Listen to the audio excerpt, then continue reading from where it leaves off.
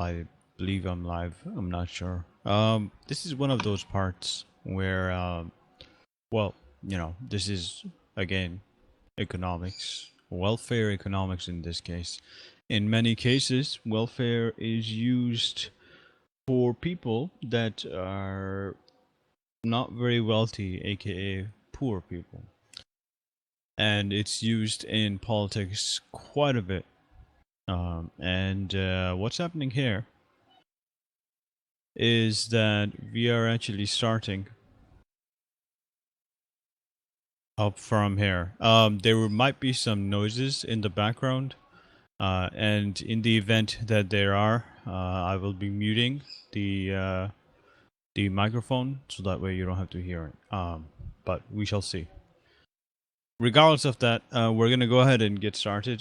Today I'm going to be doing something different because I'm going to keep this video up for about 2 to 3 days maximum, and then I'm going to take it off.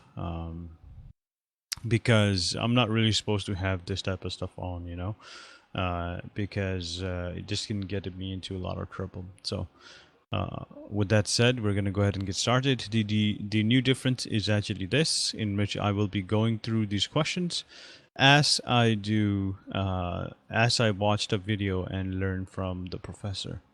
So with that said, first question is, if a consumer buys a good, we know that her willingness to pay is what? And this is the question, so we have to keep that in mind. If a consumer buys a good, we know that her willingness to pay is and those options. So keep that in mind as we watch the video. So, welcome back. One moment, I must lower, I must increase the volume here, and increase the volume in other circumstances as well. Okay, so this is at 70. I think that the volume okay, actually everything is fine. So it's just on me actually, because I have my volume lowered because of a thing I was doing earlier. Tonight, we are going to talk about the area of economics called welfare economics. Now, when you hear the word welfare, what do you immediately think of? What comes immediately to mind? I'm sorry? Aid to low-income people, absolutely. That's the context in which it's usually used. Except in economics. That's not the meaning of welfare in economics. In economics, welfare means social welfare. The overall well-being of a society as the result of one or another policy. How a society benefited or harmed. Sorry, I wasn't even paying attention to what he was saying. So I'm setting up the remaining things, and because of that, I just need to set that up really quick so that way I'm able to look at chat in the event that somebody wants to talk to me or whatever, or communicate with me, not talk to me, because I don't think that there's voice chat with this, but who knows, maybe there is, maybe there isn't. Regardless, I do need this on, so I'm gonna keep it on here. All right. So with that said, let's continue on. So remember, the question is, if a consumer buys a good, we know that her willingness to pay is what? So, welcome back. Tonight, we are going to talk about the area of economics called welfare economics. Now, when you hear the word welfare, what do you immediately think of? What comes immediately to mind? I'm sorry? Aid to low-income people, absolutely. That's the context in which it's usually used. Except in economics. That's not the meaning of welfare in economics. In economics, welfare means social welfare. The overall well-being of a society as the result of one or another policy. How a society benefited or harmed as a result of some policy. That is what welfare economics is all about. Can we put a number on the benefit to society or on the cost to society of certain policies? So welfare economics is an extremely useful area of economics, and it's one to which a great deal of research has been devoted, and that will be the topic of our class tonight. So we're going to talk about the building blocks of welfare economics, namely consumer and producer surplus. We're going to talk then about putting them together to talk about social surplus. We're going to see what economists mean when they use the word efficiency. And we're going to codify that in a principle called the first fundamental welfare theorem. We'll talk then about welfare analysis of actual policies. For example, a price ceiling. Right? Is anybody here from New York or San Francisco or Berkeley? Okay. Well, Steve, our fantastic videographer, is from New York. So you know all about rent control. That's right. Anybody from New York knows about rent control. Anybody from San Francisco knows about rent control. Boston got rid of rent control about going on 20 years ago. But prior to that, both Boston and Cambridge had rent control. What we want to do is we want to use the idea of welfare analysis, consumer and producer surplus, to analyze the welfare effects, the effects on social welfare of the policy of rent control. And we're going to do the same thing then for a price floor. We're going to look at the welfare implications of a price floor in two scenarios: if the government buys the resulting surplus and if they don't buy the resulting surplus. So that's what we're up to tonight, welfare economics. It's all about welfare economics. Okay. Well, in this innocuous-looking satchel, I have all of the questions to the remaining problem sets, all printed out, all of the answers, and all of the questions and answers to the midterm and the final exam. Right here. And there's security all over this building, so don't, I see anybody make a move, I'm calling security. But to supplement my Harvard stipend, I am happy to let this go if the price is right. So we're going to conduct what's called a Dutch auction, where I'm going to name a price, and if you're willing to buy at that price, you raise your hand. Okay? It's called a Dutch auction. So let's see. All the questions, all the answers, basically, you can phone it in from here on out. Sit back on Monday nights, take it easy. What's good on television on Monday nights? I don't even know. Football. Monday Night Football. Right there. Monday Night Football. You can enjoy Monday Night Football. Or just, kick back, time with the family, have a nice adult beverage. Just generally take it easy, right? So, and you still get an A. You're still off to the races for your chosen degree program or certificate program. I don't know, to me,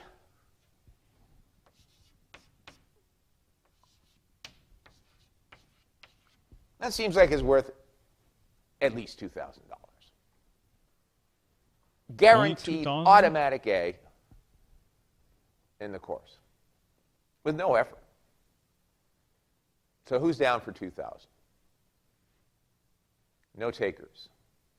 If I was You're there, either really honest or really cheap.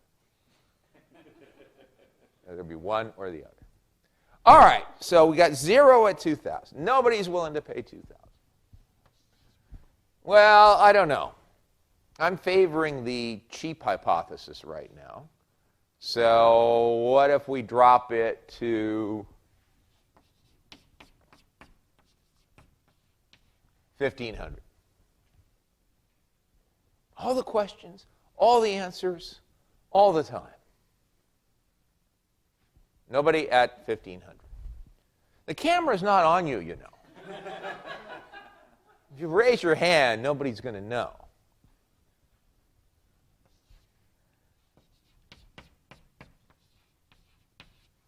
All right, $1,000. One person at 1,000. Anybody else? 2, 3. See, getting a little braver. Yeah. There comes a point at which everybody has a price. We had 3 people at $1,000. Okay. Now, if you've already raised your hand, you can't raise your hand at a lower price.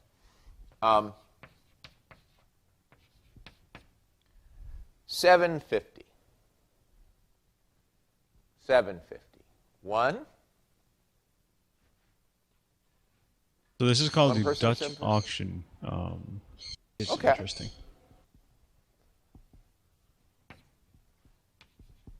I'm not sure what this example actually will tell us, but I'm sure we'll find out soon enough.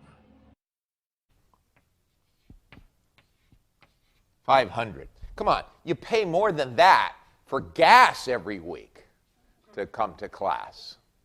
1, 2, 3, 4 people at 500. 5 people at 500. Okay, 5 people at 500.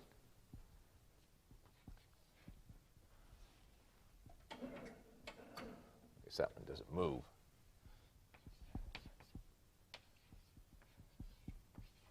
Okay, 250. Now it's just now you know you're just embarrassing yourselves at this point. $250. Think what you pay for the tuition for the course, automatic A. You know, you can still learn stuff if you want. It's just no longer compulsory. 1. Anybody else at 250? Nobody else at 250. Wow. Okay. 100. $100. Give me a break. That's just absurd. $100 is Nobody at nothing. 100. Nobody's 1, 2. We had 2 people at 100. Okay. All right. Well, here's what I'd love to do. I would love to meet those folks, all 3 of them, that bid $1,000 under the Weeks Bridge, that's the footbridge over the Charles out there, at midnight, and collect my $3,000. And then at 12:30, meet the one person who bid $750 and collect that. And then at 1 o'clock, meet the 5 people. Have a little party, you know, and bring some, you know. Meet the 5 people that bid $500 and collect from them, and so on. So I'd love to be able to charge each of you exactly what you're willing to pay. However, you talk to each other. And the people that paid $1,000 are probably not going to be too happy with the people that I also gave it away for or sold it for $500. So I'm going to have to pick some cutoff. And I guess I'd pick 500. So I'm going to charge everybody, all 9 people who bid 500 or more, I'm going to charge you 500. I'm going to charge you each 500. Okay. Well, 3 of you were willing to pay double that. 3 of you were willing to pay $1,000. You only have to pay $500. And so you get $500 in additional value. You were ready, willing, and able. Hope you're able. You're not able, but ready, willing, and able to pay $1,000 each. Right? That was your personal, individual assessment of the value of the questions and answers to you. It's what they were worth to you. Right? That's what you were willing to pay. You only have to pay $500. So you get $500 each in additional value. Right? Additional value over and above what you have to pay. So 3 of you times 500 each. Between the 3 of you, you get an additional $1,500 in additional value.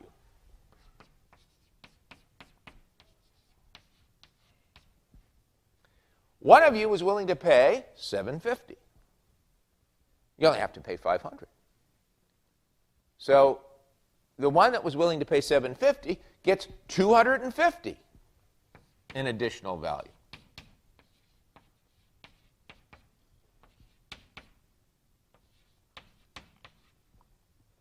And 5 of you were willing to pay $500, and you have to pay $500. So you don't get any additional value. You would pay exactly the maximum that you were willing to pay.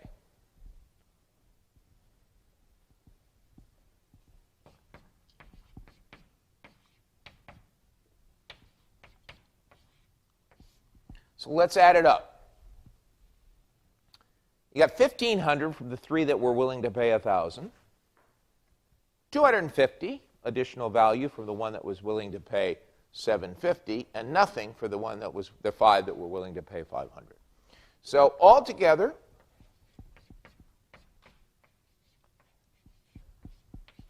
in this market, I've got a total of $1,750 in additional value received over and above what people have to pay. That's called consumer surplus. That's what consumer surplus is all about. Consumer surplus is the amount that buyers are willing to pay for a good minus the amount they actually have to pay. It measures the benefit that buyers get from the good as the buyers themselves perceive it. So 3 of you thought that the value that you would get from it was worth at least $1,000. Okay, and now we are to a point where the question that I asked at the start comes into play. And that question is, if a consumer buys a good, we know that her willingness to pay is, is it equal? So let's go through the answers really quick, okay? A is either greater than or equal to its price, okay? So the amount that buyers are willing to pay for a good minus, so this is pretty much what it's doing here. Basically saying that the amount that the consumers are willing to pay, which would be, let's say, $1,000, right, for a good. Okay, so $1,000 that they're willing to pay, minus the amount that they actually pay for it. So minus the amount that they actually pay for it. So let's say that a consumer is willing to pay $1,000 for something, or I guess in this case we can use the same example and say for the answers, right? And minus the amount that they actually pay for it. So let's say that instead they paid $1,500 for it. Measures the benefit that buyers receive from good as the buyers themselves perceive it. So let's say that, like, this is basically the price of the good, or aka the answers. This is how much the consumer paid. So to this specific person, the questions were worth $1,500, but they only costed $1,000. But the producer, which is the professor, didn't really tell them that they only need to pay $1,000, meaning that that he just made 1,500 out of nothing. So not out of nothing, but he made profit off that by simply saying, "Hey, what if?" So this is how much it costs, and the person's like, "No," and then you're like, "Okay." And then you go to the next person, you're like, "This is how much it costs," and blah blah blah blah blah. And for some that would say like, "Yes, I'm going to pay the 1,500 to get the answers. While others will actually wait until it gets to 1,000 and then pay for it. So then we ask the question again. If a consumer buys a good, we know that her willingness to pay is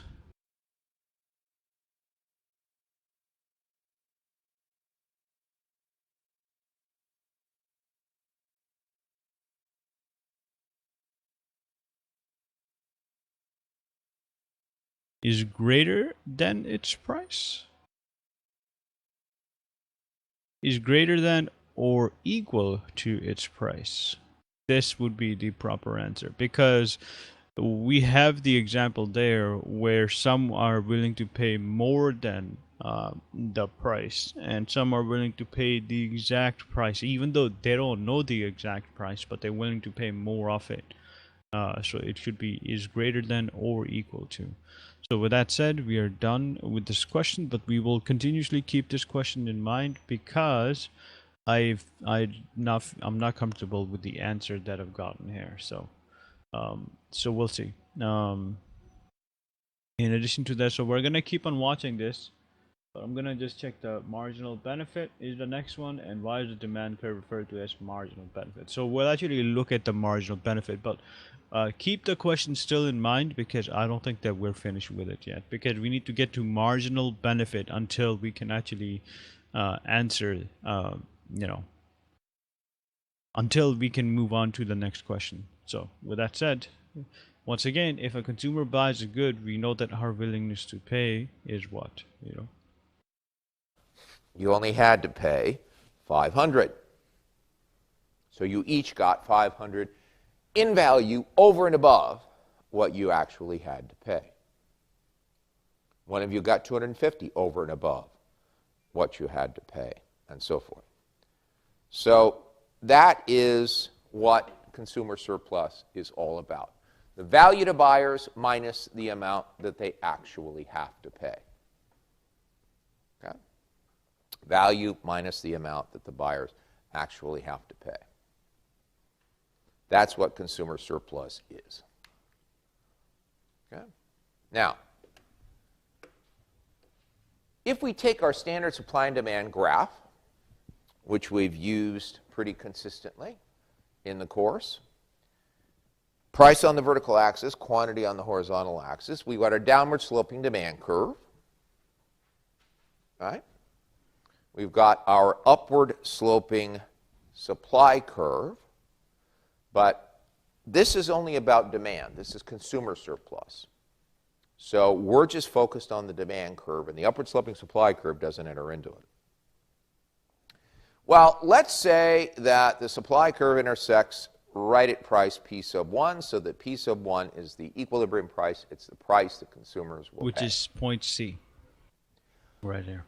What is the area that represents the surplus value that consumers get over and above the price they have to pay, P sub 1? Mm-hmm. The triangle over P1, that's exactly right. Everything under the demand curve. The triangle over P1 is right there, by the way. It's colored in blue. It's pretty obvious, but I figured that I should point that out, because just in the event that you don't know what I'm talking about or what I'm seeing. Okay. Sorry, my eyes are like not doing really well right now, so I have to consistently shut them so that way I can see properly. It sucks, I know. Above the price that consumers have to pay, up to the amount that consumers buy, Q sub 1. So in other words, it's triangle ABC. That's the area of consumer surplus. That measures, in our example, that was the equivalent of $1,500. Sorry, that was the equivalent of $1,750 because we had one person that got $250 more in surplus. So that was the equivalent of $1,750. Okay. Now, what happens if the price goes down from, say, P sub 1 to P sub 2? What if the amount that consumers have to pay declines from P sub 1 to P sub 2? What happens to consumer surplus? It goes? It grows, exactly. And it grows from two sources. There are two sources, two reasons why it grows. What are those two reasons?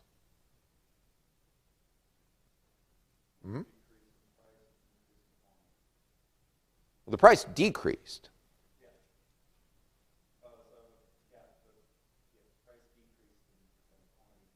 And the quantity increased. That's exactly right.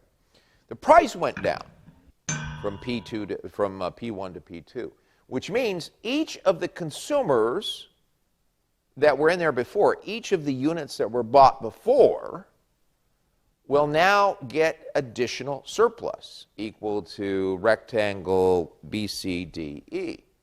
That's additional consumer surplus to the initial consumers on the initial units sold.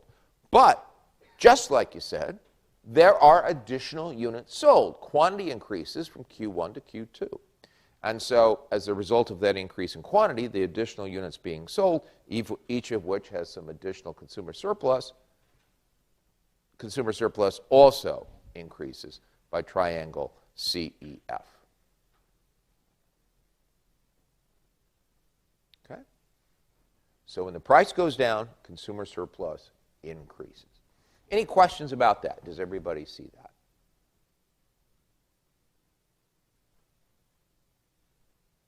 Questions about that? The only stupid question is the one that's not asked. Initial consumers, new consumers. Yep. You're just calling them new consumers because they're new. New units consumed. It might be additional units consumed by the initial consumers, but they are additional or new units consumed. Could be new consumers, it could be additional units purchased by the initial consumers, or it could be a mix of both. But we do know that Q2 minus Q1 additional units will be sold. Wasn't a stupid question at all. So, just to show you, so the initial price was this, right? The price went down, which meant that more people could buy it. So to go back to the original example that the professor used before, the price went down of the test papers, and therefore there were more quantities of it. Now, in terms of the answers for the entire course, that would be that wouldn't make sense because the quantity is unlimited because the answers are in digital format, which means that majority of the people that are running modern computers can actually use it, you know. So there is no quantity increase through there, but there is more people buying it, you know what I mean? Because the price went down. I'm not sure how that relates to this though, but I'm guessing that the professor will not actually go back to the same example that he used to explain this change. But regardless of it, so when the price goes down, to put it in simple terms, more people will be buying it, and therefore consumer surplus opens up to new consumers, which it says right here, and that's pretty much it. So now, just to reference back to the old question here, if a consumer buys a good, we know that her willingness to pay is either greater than or equal to, okay? Which makes sense because if it's less than its price, like the producer will most likely not be selling it for less than its price. Now the producer could sell it but the producer is probably not going to sell it. I think that in order for us to fully answer this question, though, we would need to actually know about the producer surplus as well, which we will learn pretty soon. But regardless of that, that's what we have so far. Price and consumer surplus. But since this is the first question, I'm going under the assumption that this only requires of me to take into account of the consumer surplus instead of consumer and producer surplus. So with that said, is greater than or equal to makes sense, because is equal to its price. Like, yeah, they could set it and the kind of consumer would be willing to pay it because that's the only price that they actually have. But in consumer surplus, there is the initial price, and then the price is decreased, and then more consumers actually buy it, and etc., etc., etc. So the price used to be this, and now it's actually this. But this might have been just a testing price to see how many people are willing to buy something like that. To use it in other examples, I could use it in an example like something that may be relevant to you, because if you have been watching my videos, you are most likely into video games, and if you're into video games, you probably know about video cards and things like that. In the event that you don't know what is a video card, it's basically what allows you to see the picture on your monitor. That's the component that controls that, and it controls the graphics, and the more powerful the video card, the better it is. Now, since the more powerful the video card, the better it is, in majority of the cases, so to use an example, there's a video card called the Titan X, which is currently out. Its price is pretty insane, and I'll show it to you. So Titan X, and we'll just go Titan X, and we'll go on Newegg. Okay, all right, so this is the card. As you can see, it is very, very expensive, which means that the consumer surplus for this card, I believe it used to be 1,200 and they reduced it to 1,000, but I could be wrong about this, but I believe this used to be 1,200 and they reduced it to 1,000. So which means that I think there's a camel something. Camel. Here we go. Okay, so this will actually show us what I mean. I think this is important to expand upon because this allows you to actually have an example that's relevant to what we're talking about. Let's go on the EVGA card. Okay, so it looks like it actually was. Yeah, it used to be 1,000, 1,030 and whatever. So my assumption was wrong. I thought that it was actually okay. This is the one. No, this is not the one. Okay, well, so pretty much like I thought that it actually started at 1,200. I could have sworn I remember that, but I guess not. But the price did decrease. If you take a look here. The highest is this, the lowest is this, the average is $1,000. Now, it's not like a huge reduction, but it is still something, as you could see here. I will try to reference back to the video card example, because I feel that that would be pretty important when it comes for you to understand this content. So with that said, I'm just going to minimize this for now, and I'll come back to it at a later point. Okay, so going back to the example, pretty much, like I mentioned, the price reduced, more people can buy it. In terms of the video card, the price reduced, more people bought the Titan X's, and then Nvidia has seen that, and in the data points it showed that, hey, this many people bought it at $1,000, so we're gonna keep it at that price point, and they're going to keep it at that price point because they want that specific card, the Titan series, to be the most expensive series, which is why it's going to stay at it'll stay at the same price. Okay, So with that said, I hope that you understand. And as far as understanding goes, I feel that that is what consumer surplus is.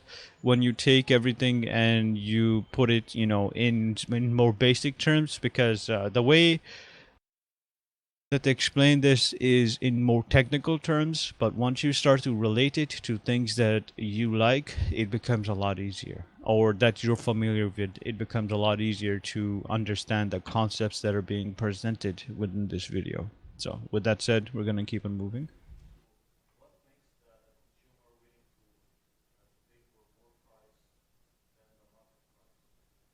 What makes a consumer pay? What makes a consumer willing to pay a greater price than the market price? Well, next time you buy something, for example, I'll give you an example. I hate the heat. I don't do well in the heat. Heat and humidity is just not my thing. I wilt like a flower. So when I'm sitting there on a hot, humid day, and when I have a window air conditioner, think to yourself, how much would you be willing to pay for that air conditioner? Right? I swear there are some hot, humid days I would have paid $700 for that air conditioner. And, I only had to pay $300. So I get $400 in additional surplus. It's a purely subjective thing. But next time you buy something or are shopping for something, ask yourself, what's the maximum I'd be willing to pay for this? Right? What's the most I'd be willing to pay? And that measures the subjective value to you, what that good or service is worth to you. So just to bring up the video card example again, I think that I would be willing to pay for the Titan X if it were $300. The price that is currently set for a 970 card, which is kind of close to the medium of the pack of their video cards, because it costs around $300, and it's a pretty good card, but it has its faults. But that is how much I would be willing to pay, is $300 maximum, for now at least, for that type of card, because it is quite old now. So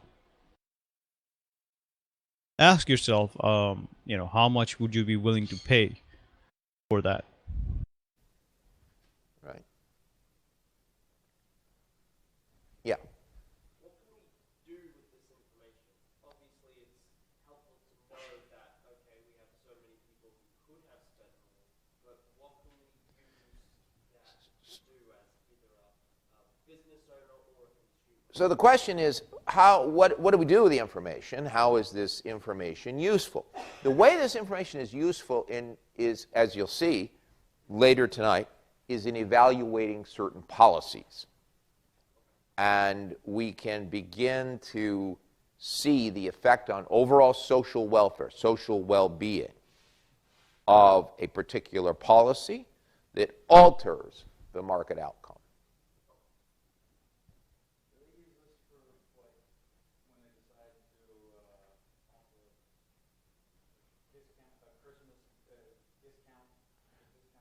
Do businesses use this when they decide to offer a discount at Christmas time, or a discount coupons or something like that? No. This would be of limited use to individual businesses, because they don't know your subjective valuation, and it's a good thing that they don't, right? If Harvard knew how much you would be willing to pay in tuition to take this course, they probably, you wouldn't want them to know that. Yeah. So that point there, that exact point there, is why I feel it's horrible that education has, at least good education, has to cost that much money. Why are you charging people for knowledge? Knowledge is power, and that is definitely true, but shouldn't you give that knowledge? Well, actually, you see, there are some faults with my with what I'm saying. I always say that the world is pretty complex, and that is like just true, because you give somebody easy access to knowledge. You don't actually know what their purpose is for acquiring that specific knowledge. They could be the people that may want to do harm with that knowledge instead of do good with that knowledge. You know what I mean?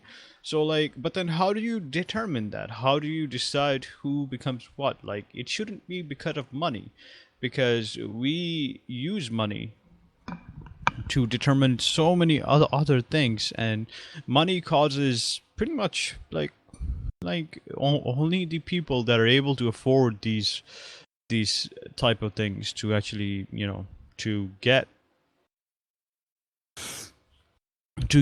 good education. And I think that the limitation should not be money. But then I could say that, but what would be the alternative? Would it be specific tests that test the subjects that test the students' capability of understanding specific subjects? Like, there are a couple of questions that you must ask yourself before you can actually say, hey, you know what, this is the proper way. So I think that in order for them to determine a better method at seeing which people are, or which students are excited to learn new content, they would have to actually do a bit of research, if that makes sense. I hope it makes sense. If it doesn't make sense, I do apologize. But like, it determined for better education should not be based upon money. It should be based upon some other things, not just thing. You know what I mean? Like some other tests, some other type of entries, some other type of something. But like, not just one thing, but multiple things that work in harmony, and therefore they can get, and the people that are truly ambitious, that really want to go far. And there's also people like that are not like super duper fast at learning new content and new concept, and memorizing different formulas and things like that, and that's perfectly fine. And those people can also get in there, because the money is not an object. Then the only object is your willingness to actually learn. So like, certain things would have to take in place. So, but see, that's the thing though, the world works around money, as we are learning from economics, and it looks like many of the companies have developed these formulas that they tend to use, or these concepts or theories that they use to determine certain things, behind the scenes. So you're actually learning something from here, but it's just that I don't think that money should be the ultimate way of getting through stuff. Now at Harvard, you don't actually need to actually like, even if you're super duper if you're super duper wealthy, I think you can get in any school. But in the event that like you're not, like, not many people, even if they're semi-wealthy, can get inside Harvard. They need to pass an exam and all that type of stuff, which is cool. But I think that it's still, the money cost is still there. You know what I mean? So, and like, I'm not even sure how they determine which student gets in and which student does not get in. And I think that if they actually release that information to the public, more people would pretty much write their requests in a way in which it would be appropriate, and they would get accepted. So people will exploit that. So like, then what? See, this is the thing. That's why it's so difficult to actually come to the to move away from education, to move money away from education, is because there aren't many alternatives as far as I can think of at the moment. But I'm sure that if I spent more time with this, I could come up with a solution. However, I don't intend to do that at any time soon. Anyways, sorry, that was like a small rant with like how the professor said like, hey, if Harvard knew how much you were willing to pay, they would raise the price, which is what it is for now, at least. I hope that that changes in the future, but we shall see. So with that said, I'm going to click play and we're going to continuously go on. Conan O'Brien, there's this thing every graduation time called Class Day. And traditionally, in the past, they have gotten a comedian or somebody to give a more humorous. It's the day before the actual graduation day or commencement day. And so one time, a few years ago, Conan O'Brien, who is a Harvard graduate, Conan O'Brien gave the Class Day speech. And it had been a particularly emotional Class Day. There had been a student who was graduating who was handicapped but had overcome her handicap and had given a very emotional speech about her experiences. And so it had been a very moving Class Day. Well, then someone from the alumni office, no idea who, no names, got up and gave a big pitch for donations, which struck everybody as a little inappropriate under the circumstances. So it kind of went down like a lead balloon, and everybody was kind of uncomfortable with it. And it just didn't fit in the spirit of the day or the spirit of the preceding speeches. So Conan O'Brien gets up, he's now got to make the Class Day speech. And of course, he's in a situation where everybody's now a little bit uncomfortable and kind of looking, side to side. And he says, Mr. So-and-so just said that you'll want to open your pocketbooks to Harvard because Harvard, will always be with you. It'll always be part of your life. And he said, that's right. He says, because they're going to be on your butt for money from now on. He says, the way it's going to happen, you're going to be really relaxed after dinner. You'll be sitting down, ready to watch television or spend time with the family. And the phone's going to ring. He says, it's going to be this guy. And he's going to say, give us money. And you're going to say, well, didn't I just read that Harvard had a huge capital campaign and they raised like $500 million and, why do you need more money? And he's going to say, oh, we don't need the money. We just want the money. So anyway, under those circumstances, it's probably best that most service providers and most merchants don't know your subjective maximum valuation that you would put on an item. But for most of the stuff that I buy, if I think about the most I'd be willing to pay, it's usually, especially depending on the circumstances, it's usually higher than the amount that I actually have to pay. And as long as we have a downward sloping demand curve, there will be some consumer surplus, right? There just will be, because the price will allow this area of what we labeled initial consumer surplus and then the additional surplus for the lower price. And that will be value received, because the demand curve, think about what the demand curve shows. It shows the price associated with every quantity, but it also shows, something to think about it, the maximum that some consumer out there is willing to pay for a good or service. And they don't have to pay the maximum they're willing. Well, not all of them anyway, have to pay the maximum they're willing to pay. 5 of you had to pay the maximum that you were willing to pay in our little exam answers example. But the majority of you will, not have to pay the maximum you were willing to pay. So as long as that's the case, there's some consumer surplus. Long-winded answer to your question, but I hope filled it in.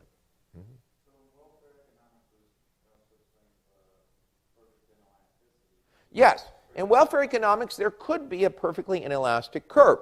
In the case of a perfectly inelastic curve, if you stop and think about it, what would be the consumer surplus?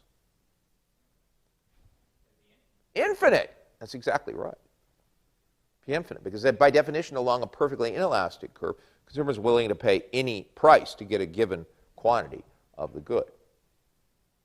In the case of a perfectly elastic demand curve, what would be consumer surplus? Zero. There is no consumer surplus. Everybody pays exactly the maximum that they'd be willing to pay. So consumer surplus is zero.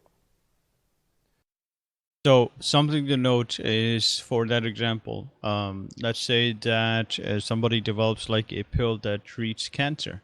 Let's say that someone that has just an insane amount of wealth has cancer. Guess what happens? They pretty much pay at any price. Most likely the price is not going to be their entire wealth, correct? But in order for them to get rid of their cancer, they would be willing to pay like millions of dollars to get that pill that pretty much cures the cancer. So that's an example of us, but it's not necessarily like a really good example, because there is a limit to how much that person may have.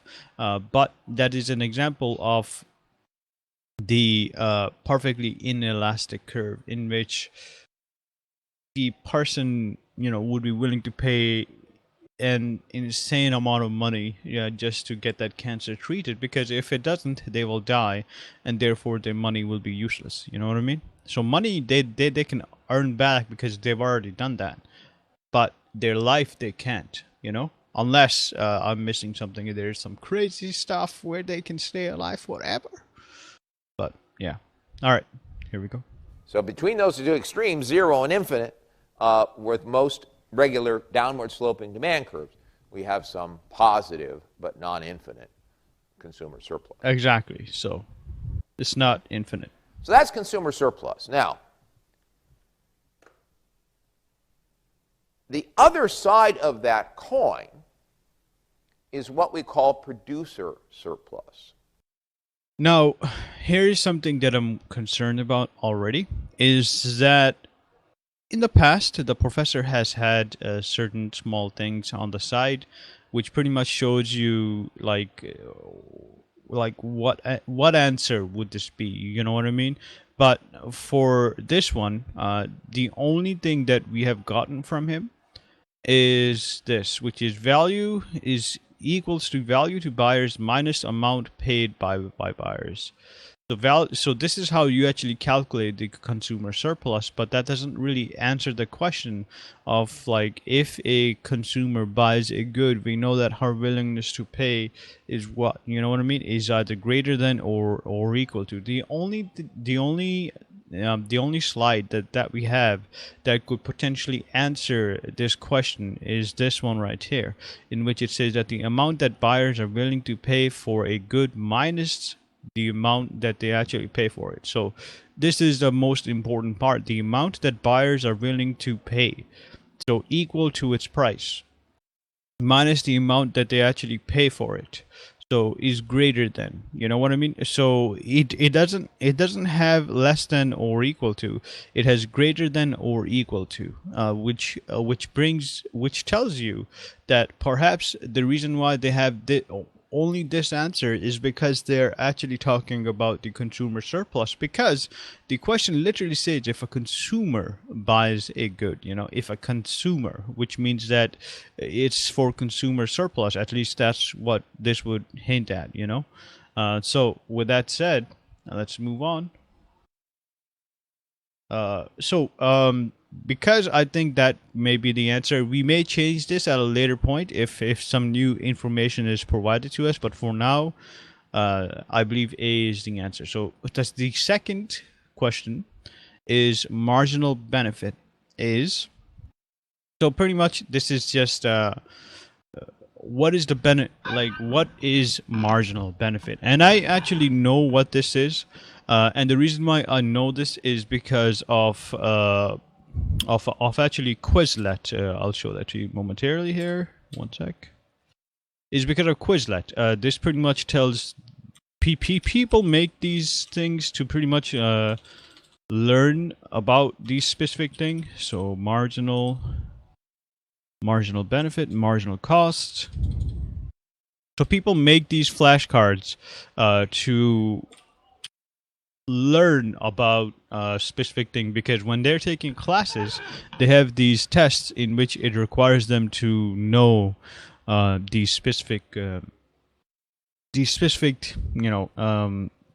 definitions, because in other courses, whenever you're taking economics course, especially the principles of economics, you're mostly just learning about the definitions of certain words and what do they actually mean, and then using them in graphs. That's what economics pretty much is. So marginal benefit, as this is the additional benefit from consuming one more unit. And if we go back to the test there, it says marginal benefit is the additional benefit from consuming one more unit. See, and one more unit. So, and that's how I know that. So, and the second one is actually this one. Why is the demand curve referred to as a marginal benefit curve? And it also has the answer to that question as well.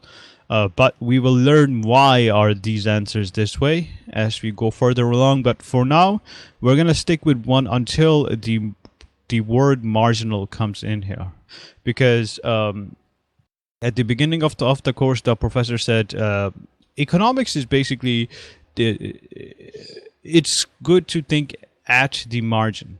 And that's all it is. And the examples and all the stuff that he used allowed us to understand it properly. I might go over that in the future, as I mentioned the previous video, which you cannot see anymore because it's private. But anyway, sorry, I keep on just talking about this because I feel that relating it to the example, the problem set and blah blah blah is actually good, because that allows us to understand the questions properly. Anyways, let's move on. Well, that allows me to understand it, because this video won't be public forever, because this will get me into trouble. Almost all of us are producers. We work, right? So we're going to actually reset this really quick. We sell our labor. We're going to sync this for some amount. Think to yourself. So it's been about 28 minutes.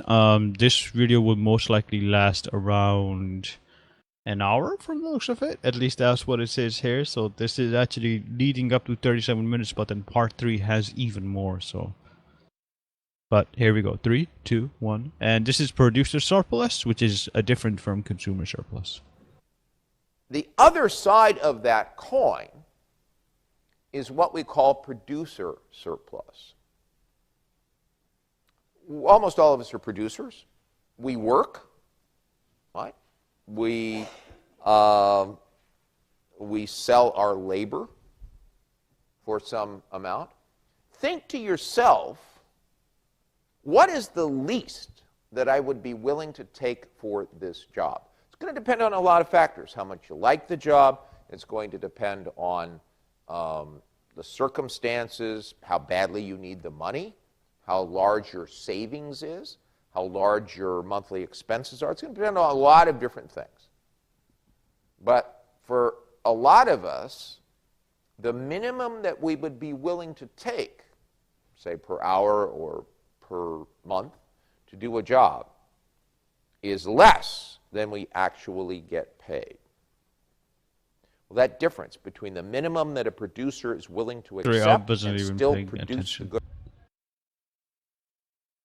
Okay. What is the least that I would be willing to take for this job? It's going to depend on a lot of factors. How much you like the job. It's going to depend on the circumstances, how badly you need the money, how large your savings is, how large your monthly expenses are. It's going to depend on a lot of different things.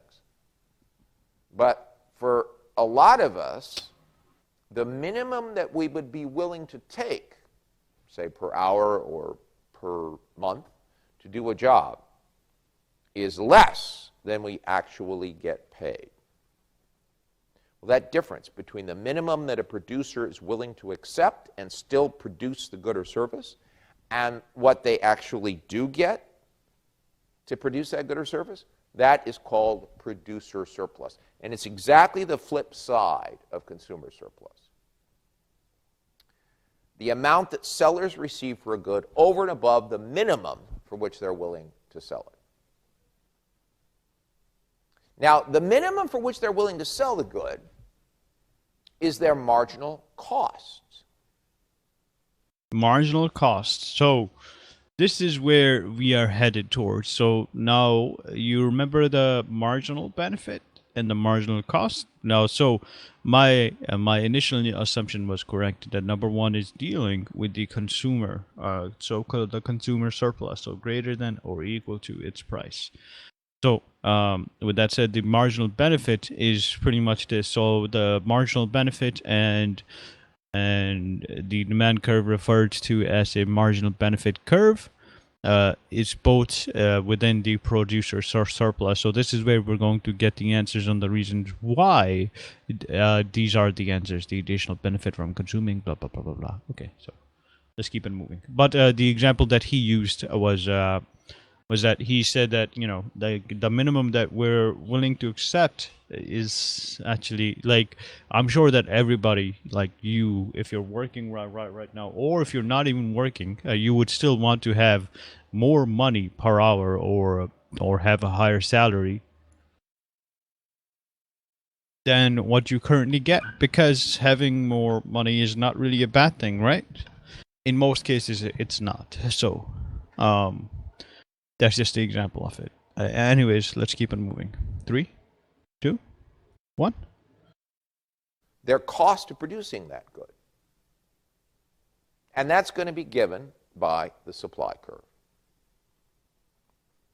Let's go back to the example I used a minute ago, selling your labor. What's your cost of selling your labor? What is the marginal cost of selling your labor? Sorry? Yeah, it's the opportunity cost of your time. Right? It's the opportunity cost of your time. Right? It's either the opportunity cost in terms of wages that you could have made at job A instead of job B, or it's the opportunity cost just in terms of the loss of leisure time. Right? How much is your time worth to you? How much is your leisure time worth to you? Right? Stop and think about that sometime. When you're nice and relaxed and you've had a hard day at work, you've worked a good solid 10 hours, ask yourself, how much would they have to pay me in order to get me to work another 2 hours? How much would I take in order to do that? Right? Well, that measures the marginal cost, the marginal opportunity cost of your leisure time. Right? That's the idea.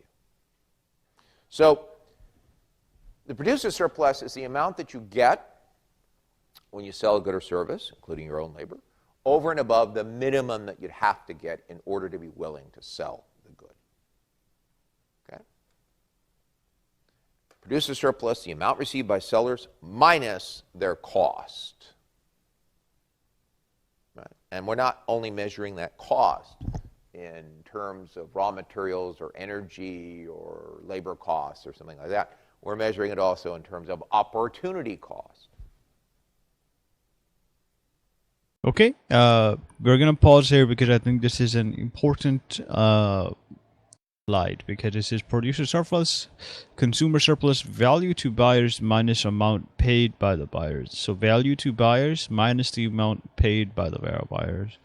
The value to buyers could be greater than or equal to, or it could be less than, but minus the amount paid by the buyers is the price that is set by the supplier. So, and that's pretty much it. Producer surplus is amount received by sellers minus cost to sellers. So the so pretty much like to use a work example again, like it's basically the amount received by sellers. So how much do we get paid? So let's say that I get paid $9.50 an hour, and I would like more than that, but I can't do that. So negative minus cost is like things like how much does the rent go for, how much are the bills, etc., etc., etc. So will the amount received, will it actually offset my cost and allow me to actually live a comfortable life? And that is the question. And to answer the question, it would be no, because it would be pretty bad, because I wouldn't be getting paid enough to actually live within my current circumstances. So with that said, let's move on. So that's producer surplus. So we've got consumer surplus, we've got producer surplus. Now, since we're talking about producers, we're focused now on the supply curve, no longer the demand curve. The demand curve was what we used to illustrate consumer surplus. Since we're talking about producers and producer surplus, we have reference to the supply curve. Now, let's say that the price, the equilibrium price in the market, is P sub 1. What would be the area on the graph that gave producer surplus?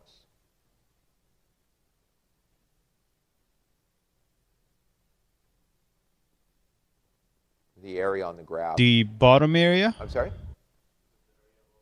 The area, it's everything above the supply curve, below the price that producers receive, P sub 1, up to the quantity the producers actually sell, Q sub 1. So it is the area of that triangle. It's the area of triangle ABC. You haven't That's really... the area of producer surplus. Oh, yeah. And let's say for whatever reason, the price that producers receive goes up from P1 to P2. What happens to producer surplus? Yeah, I have to sync this video, guys. Now, since we're talking about producers, we're focused now on the supply curve, no longer the demand curve. The demand curve was what we used to illustrate consumer surplus. Since we're talking about producers and producer surplus, we have reference to the supply curve. Now, so just like a side note in which you would know exactly what's happening.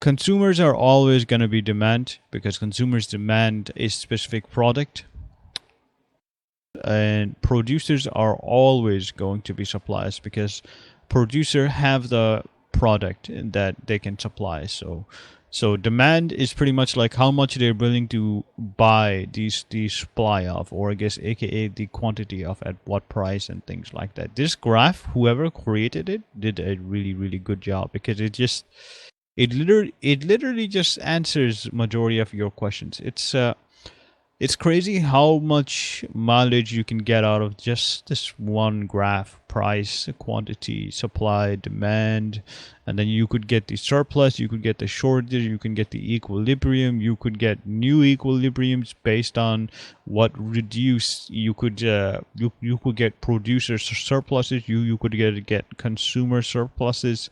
It's crazy, but we'll actually learn more, as the professor said, about this as the video progresses.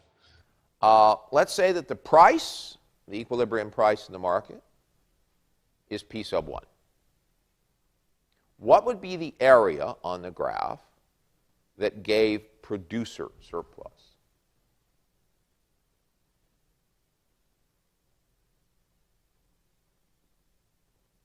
The area on the graph. Top. I'm sorry? BSC. The area, it's everything above the supply curve, below the price that producers receive, P sub 1, up to the quantity the producers actually sell, Q sub 1. So it is the area of that triangle. It's the area of triangle ABC. That's the area of producer surplus. And let's say for whatever reason...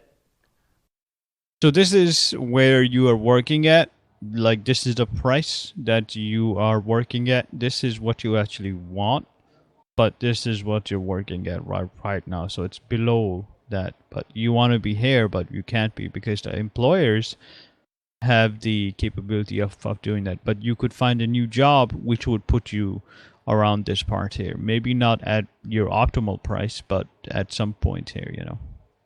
All right. The price that producers receive goes up from P1 to P2. What happens to producer surplus?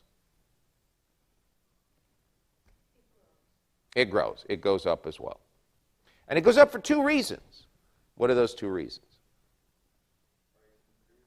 Price increase. So for the initial units sold, there's now even more producer surplus. And there's additional units sold. So that's another source of additional producer surplus. Yes? I don't understand this. Why is this highlighted triangle only for producers? I'm sorry, why is this triangle only specific to producers? Oh, to new producers? Well, it doesn't necessarily have to be new producers. It could be the same producers as before, but they're producing additional units. And there's producer surplus on those additional units. Okay, how I understand it is that so this is like what, so the bottom part was actually wrong because like that's the minimum that you're willing to work at, and I guess this is what you're getting paid, and this is what you want. So this is the minimum. This is what you want to work at, and then once producer surplus happens, your price increases. And because your price increases, you have more of the quantity, meaning more money to actually spend, which would mean that it would raise from quantity 1 to quantity 2. But like this is not like how much you've earned, at least from my understanding. This is pretty much just like how much you want now, because the more money you have, like you can never have enough money, right? So you continue to get more and more. So your what is this? So your equilibrium price, or so your pretty much your producer surplus changes, because now, like, even though you're making more money, you want to make more money, and it's just going to keep on rising and rising and rising and rising and rising, and hopefully at some point you will stop, because if you don't, then greed will take over. And it's fascinating because I was speaking to a friend of mine who has taken multiple economics classes, and not once do they mention the term greed. Even in psychology, they don't mention the term greed in when they're discussing money, which is something that I think is pretty crazy. But one would think that when we are talking in academic setting, greed is taken into account as well, or at least discussed in some academic manner. But instead, it's just ignored, or it's not thought of, or something, which I think is pretty bad. But we'll see. Maybe there's a good reason for it. As far as I know, I don't know that reason. But I will ask the professor the next time I go, which will be this Monday. And once I make another video, I will let you know. But since this video will be gone within 2 to 3 days, I can't, really like. You won't be able to actually see it, so you won't be able to know that I am doing that. But we'll see. And anyways, let's move on. Or it might be some new producers, or it might be some mix of the two. Sure. Any other questions? Yeah. How do we compare this to profit? Well, we have to be careful how we define profit. Profit is total revenue minus total cost. We're going to study profit actually next lecture. It's total revenue minus total cost. What we've got here is more a measure of marginal cost. But we'll talk about the distinction in the next lecture. Now, what we're going to do is, and this is where we really begin to be able to use these concepts to analyze public policy, is we're going to put consumer surplus together with consumer surplus together with producer surplus in order to define something called social surplus. Social surplus is just the sum of consumer surplus and producer surplus. Consumer surplus plus producer surplus. That's social surplus. So we've got our upward sloping supply curve, downward sloping demand, where quantity demanded is the quantity supplied, defines equilibrium price and equilibrium quantity as always. We've already seen that consumer surplus is given by everything under the demand curve, above the price that consumers pay, in this case that's the equilibrium price, up to the quantity that consumers buy. I want to pause this here, and we'll actually redo this thing, because I think that this is where it's coming at. So the professor, well, this is where it's leading to. So the professor first explained, hey, consumer surplus plus producer surplus. Okay, so consumer surplus was what we already discussed, which was that, that, like, so to use the example, it's basically like, hey, you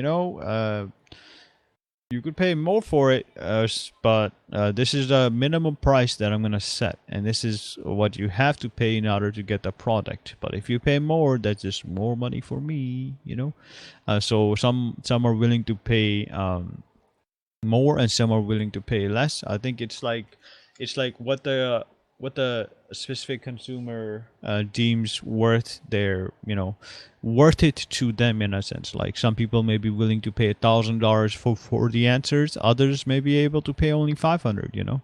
So it just depends on how much you are willing to pay for that.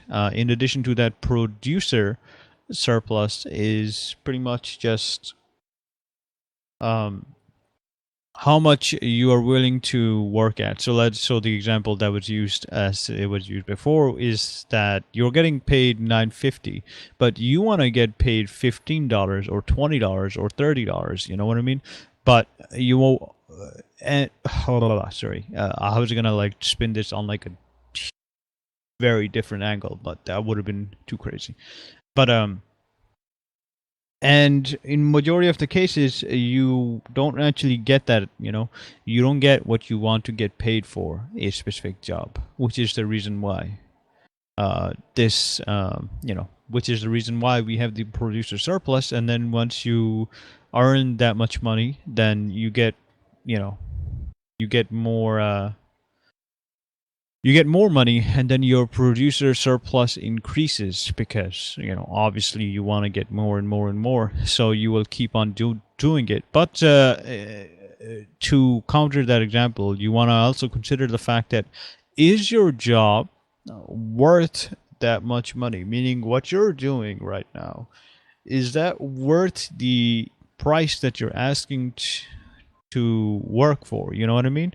Like, that's something to consider as well, because if you're doing a very basic job, do you think that you should be getting paid and a lot of money? You know what I mean? I think job difficulty factors into it as well. But since people are different, for some people it may be very difficult for them to do that specific job, and they feel that they should be getting paid more because it is difficult. And for others, the job may be very simple, and they're getting paid like not that much money, because they feel, well, they're getting paid good money for doing an easy job. But if they ask for more money, that's just them just being like, hey, you know what, I deserve more for my time. But instead of them asking that employer for more money, they could just try to find a job that requires more of them, that requires them to use their skills more often and all that stuff. So that's just the example. So I think that producer surplus in some cases is correct, and in others is not. It depends on the individual, and that's it. So let's move on. Now, what we're going to do is, and this is where we really begin to be able to use these concepts. So this is where we get to use, as he already mentioned, consumer surplus and producer surplus. So this is important because the reason why we have the consumer surplus and the producer surplus is because of the social surplus, which we can use in whatever setting that he's going to mention here. So this is important. Pay attention. I will be paying attention to it as well. But just to bring this up really quick, hasn't answered this question. Hasn't answered this question. When will it be answered? I do not know. In the event that it's not answered, I'm going to be completely screwed. Consumer surplus is, what is consumer surplus? Now, we have actually seen that already, but in the event that you haven't, as the price of a good rises, consumer surplus, what is it? Does it decrease or does it increase? That's the question. And the answer can be found within the stuff. So remember that we'll be clicking on social surplus pretty soon here. But before that, we're actually going to go back here. And what we're going to do is we're going to answer that question. Because these questions, they should have been already answered. But like he didn't actually like point out. Like he basically said marginal cost.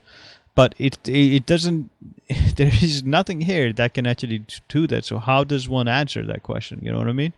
Like this question should be, these questions, well, you know, I'm just saying, okay, let's just not talk about that because I keep just like diverting to like huge other discussions, which I think is a bad idea. Okay, so consumer surplus. How does consumer surplus change the equilibrium price of a good? Rises or falls? Okay, so consumer surplus, I believe it's the other graph that we need to see. This is the one. So this will help us answer the question here. So the first one is actually the definition, so we'll actually get to that soon, but the second one is this: as the price of a good rises, consumer surplus. So price of a demand, price of a good rises. What? Consumer surplus decreases. So it goes from price 1 to price 2. And the consumer surplus, does the consumer surplus remains unchanged or does it actually decrease as well? Now that's a question that is important, I think, because as the price of good consumer surplus decreases, new consumer surplus to new consumers, which is E. So it went from C to E, which means, well, you know, this was the initial consumer surplus, and it went down, which means that this is the initial, this is the new consumer surplus. So it did decrease. Consumer surplus, as the price of the good falls, consumer surplus. So the price of the consumer falls, additional consumer initial. Additional consumer surplus to initial consumers. So additional consumer surplus to additional. Additional means increases. So the consumer surplus increases because of, you know, because of the additionals. So the reason why I put increases is because there's the term additional consumer surplus to initial consumers. So these were the initial consumers. You get additional consumer surplus, which means it increases. Now, as the price of a good rises, consumer surplus. So the price of the good rises, the consumer surplus. What does it? This is the thing. Like this question, I can't really answer it right now. It's disappointing, I know, but it is what it is. And this is the other question, which is consumer surplus, the amount that buyers are willing to pay for a good minus the amount that they actually pay for it. So the as you can see, this is written in another way. So the difference between the highest price of a consumer is willing to pay and the price consumer actually pays, which is pretty much the amount that buyers are willing to pay for a good minus the amount they actually pay for it. So once again, the difference between the highest price a consumer is willing to pay and the price the consumer actually pays for it. So willing to pay for a good minus the amount they actually pay for it, and the price that the consumer actually pays, So it's not this which says the difference between the highest price of is willing to pay, which is correct. The lowest price of firm, like no, that's actually like that's going into the whole producer aspect of it, and that's not what we're doing. The difference between the lowest price, so this is like just out of question. The highest price a consumer is willing to pay to consume a good. Nope, this is like, I don't know what the hell this is. The difference between the highest price, nope, and this is not it as well, because it's not the difference between that. Consumer surplus is completely different. But it looks like marginal benefit will come in more cases at a later point. How does consumer surplus change as the equilibrium price of a good rises or falls? So that's something that we should actually just look at or review really quick, because I think that is important. I think that it is disappointing to not get the answer to this yet and not get the answer to this yet, because this seems to be the proper answer, but I am not certain. I think this is it, but so I'm going to keep it like that. This we haven't answered yet. This is what we're going to look at right now.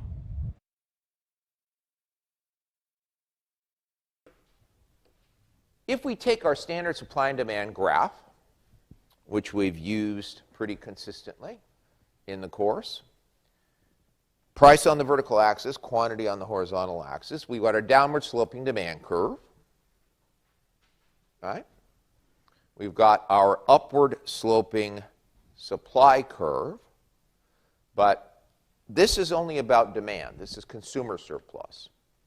So we're just focused on the demand curve, and the upward sloping supply curve doesn't enter into it. Well, let's say that the supply curve intersects right at price P sub 1, so that P sub 1 is the equilibrium price. It's the price that consumers will pay.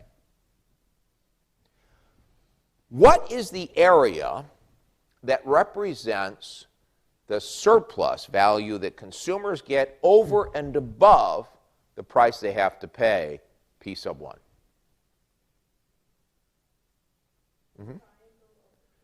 The triangle over P1, that's exactly right. Everything under the demand curve, above the price that consumers have to pay, up to the amount that consumers buy, Q sub 1. So in other words, it's triangle ABC.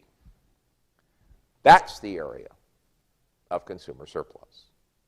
That measures, in our example, that was the equivalent of $1,500.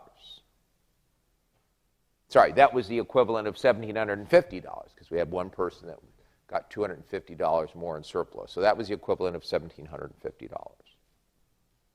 Okay. So we're waiting for the keywords in which he will say something along the lines of, as the price of a good rises, consumer surplus. And then we'll see if it decreases or increases. And as the price of the good falls, consumer surplus. So when the price of a good rises and falls. So now, what happens if the price goes down from, say, P sub 1 to P sub 2? Notice he said the price goes down, which means that as the good of the good rises and as the price of the good falls, so goes down, what will happen? What if the amount that consumers have to pay declines from P sub 1 to P sub 2? What happens to consumer surplus?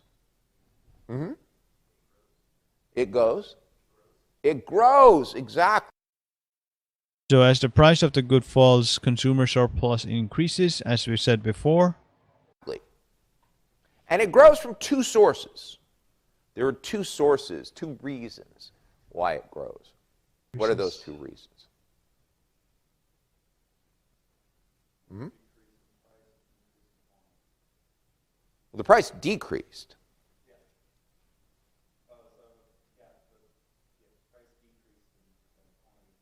And the quantity increased. That's exactly right. Okay, that's this is the answer to the other one here. What are those two reasons?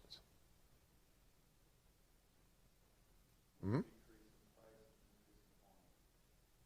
Well, the price decreased. Sorry, the question that was asked by the professor is the important one Up there. to. What if the amount that consumers have to pay declines from P sub 1 to P sub 2? So this is decline. What which happens is to this one? consumer Good surplus? falls. Mm-hmm. It increases. It goes. It grows, exactly. And it grows from two sources. There are two sources, two reasons why it grows. What are those two reasons? Hmm? Well, the price decreased.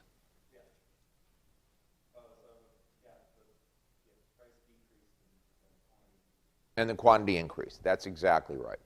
The price went down from P1 to P2, which means each of the consumers that were in there before, each of the units that were bought before, will now get additional surplus equal. Now this makes logical sense if you want to like use it here. It means that as the price of a good rises, consumer surplus decreases, meaning that since the price of the exam answers was increased, the consumer surplus, like the amount of people that are willing to buy, decrease. So pretty much, I guess, if you want to like simplify it, it's basically the amount of people that are willing to buy certain things decreases. As the price of the good falls, like once the price of the answers decreased, the consumer surplus or the amount of people that are willing to buy increases. I'm not sure why do we like not just make it simplified instead of like just like putting up all of this stuff and saying like, hey, consumer surplus is the amount the consumer buys and the blah blah. Why not just put it in real world or simplified terms so that way you people understand it much more easily? Why go through all the hoops, right?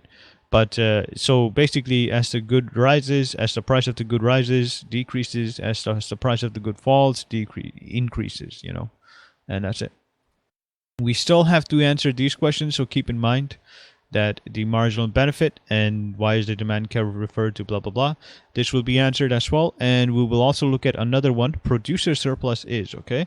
Now that's the producer surplus that we were discussing before. We're actually I'm gonna take a small break really quick, and I will be back.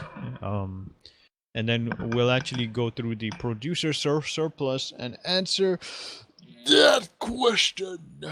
And we'll also use the logic, and then we'll actually look at the video to actually see whether our logic was flawed or whether it was good. Okay, so I'll be right back.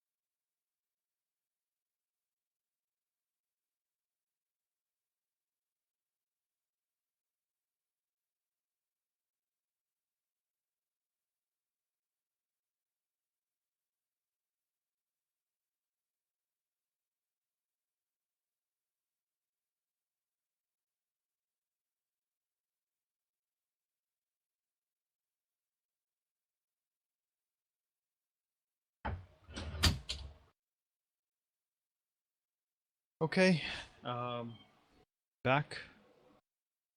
So somebody cooking something, and my eyes are not really like doing well. I think it's because of the onions or something. So like it's really difficult to actually see well.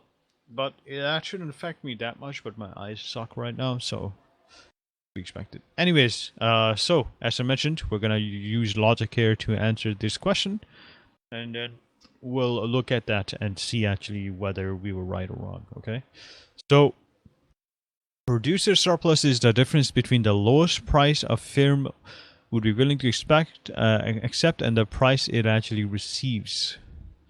So that makes sense because, as we discussed earlier, with the example of you being the producer and offering your time for this type of thing, the difference between the lowest price a firm would be willing to accept. So the lowest price that you want to work for and the price you actually receive, meaning like you want to work for $15 an hour for this specific job, but you only get paid $9.30, which means that you are not getting the exact point. So let's take a look at the other options as well. So the difference between the highest price a consumer is willing to accept. So would you have a limit to how much you want to get paid and then you want to get paid no more? No, you would not have that limit, which means that this doesn't make much sense. You know what I mean? The difference between the lowest price a firm would be willing to accept and marginal cost. I don't know what the hell is this about.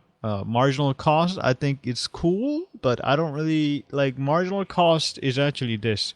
So let's actually look at that really quick. The difference between the lowest price a firm would be willing to accept and marginal cost. The difference, the market price multiplied by the number of units sold by a firm. This doesn't really make much sense because this has nothing to do with producer surplus as far as we're concerned. Also, like this is not something that I want right now to do. The difference between the highest price a consumer is willing to pay and the lowest price a firm would be willing to accept. It's not about a firm. Well, it could be about a firm, but it's not about consumers though. It's producer surplus. If it was consumer surplus, that'd be that. How does producer surplus change as the equilibrium price rises or falls? Okay, as the price of a good rises, producer surplus, does it increase or decrease? Now, using logic, what would be your answer? And I'll do the same here.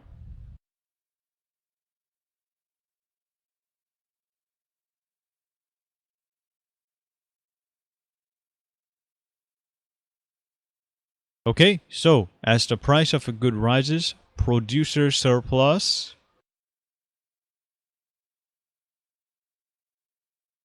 increases. And the reason why I think that the producer surplus increases is because of the fact that you're getting paid more money because people are buying more of it.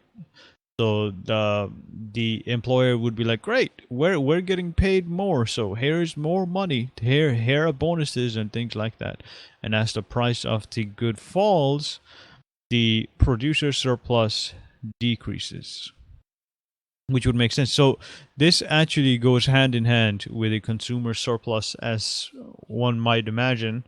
So increases, decreases, increases, decreases, which would make sense, But let's actually look at the video now to answer these questions. Give me a second here. The other side of that coin is what we call producer surplus. Almost all of us are producers. We work, right? We sell our labor for some amount.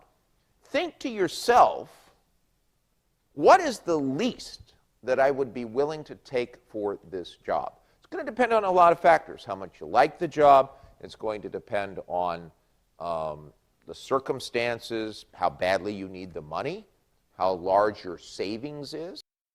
So he's gonna use examples here, but we're gonna actually use the text to answer this question and this question. So, well, we'll actually use the graph part to answer this one, but for this one, we're gonna use the text there.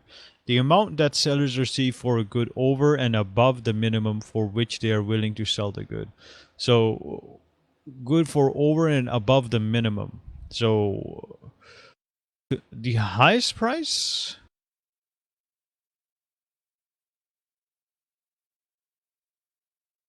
Willing to accept. Willing to accept is in another words, at least from. So this is something that's interesting to me, is that since they're using different words, like if you don't know English really well, you won't be able to actually tell what this actually means. Like you need to be able to compare these things, and since each one of the slides is written in a different way, like you actually have to find the answer within the text, meaning like you have to understand two separate ways where this could be answered. And so within the problem set, it has it in a different wording than what it is said there, which I guess is a positive and a negative of the English language. But so which is the reason why it's difficult to distinguish what they're trying to say. So the amount that the sellers receive for a good over and above the minimum for which they are willing to sell the good. Okay, so over and above the minimum. Okay, so the minimum, so which would be the difference between the lowest price of a firm, or in a, for the seller would be willing to accept. So that is over and above the minimum, because willing to pay isn't really, willing to accept is for a, so the amount that sellers receive for a good, over and above the minimum. Or receive, meaning willing to accept, and the price it actually receives. The minimum for which they are willing to sell the good is their marginal cost, and it is given by supply curve. The minimum for which they are willing to sell the good is their marginal cost. Is given by the supply curve. So this part isn't actually that good. This part is good. The minimum for which they are willing to sell the good is their marginal cost. The minimum for which they are willing to sell the good is their marginal cost.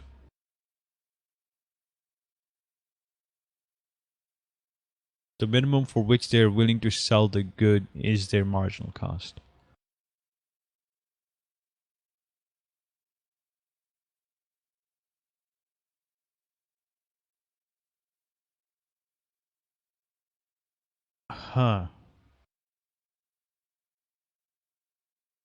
The difference between the lowest price a firm would be willing to accept and marginal cost. So, in order for us to understand marginal cost, we need to know the definition of marginal cost. So let's take a look at it really quick, because in order for us to answer this, like, we need to know this. I know that this is not the answer, because the difference between the highest price a consumer is willing to pay. So like there's like no like limit there, you know what I mean? So, and the consumer actually pays. Now, what I'm confused about is these two, because I know that this is not it, and I know that this is not it. Like the highest price a consumer is willing to pay, blah, blah, blah. So it can't be the firm. It can't be the consumer, because we're not talking about consumer surplus. We're talking about the producer's surplus. So it has to be the firms. So each time there is consumer, this means that it's pretty much already out, you know. So the answers are one of these two, which is either this one or this one. I picked A for now, but we are going to take a look at what is a marginal cost before we continue on here, which I messed up on. Okay, there we go. So what is marginal cost? So we're going to actually look at marginal cost. The additional cost of producing one more unit. The additional cost of producing one more unit. So what we're gonna do now is we're actually gonna look at the video here.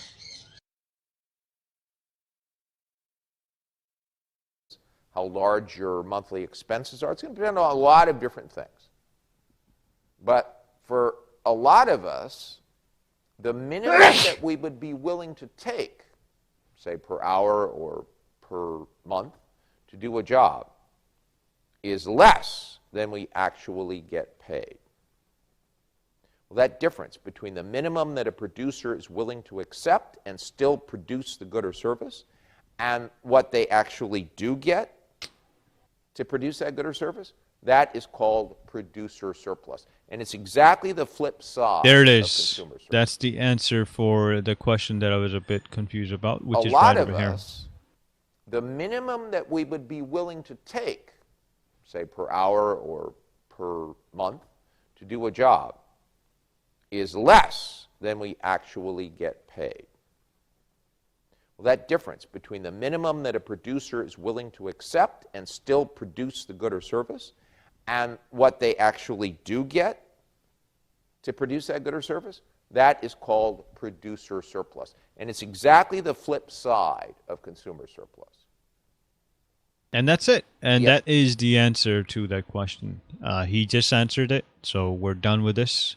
What we're going to do is we're going to move on to the graphs, and we're going to answer the question to the second part, which is this one, to get the answer and see if that's actually good. Now, since we're talking about producers, we're focused now on the supply curve, no longer the demand curve. The demand curve was what we used to illustrate consumer surplus. Since we're talking about producers and producer surplus. So we're looking for when he says something along the lines of, as the price of a good rises, producer surplus, as the price of a good falls. So we're looking for some example where he says the price of a good or something that's similar to that. We have reference to the supply curve. Now, let's say that the price, the equilibrium price in the market, is P sub 1. What would be the area on the graph that gave producer surplus?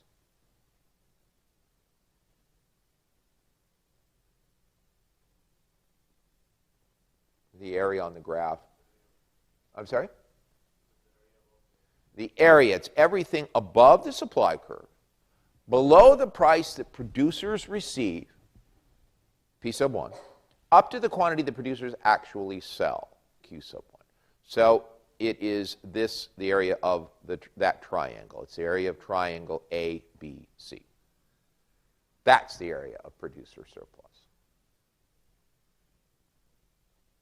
And let's say for whatever reason, the price that producers receive goes up from P1 to P2. What happens to producer surplus? It grows. It goes up as well. Increases. And So it goes there up we for go. two reasons.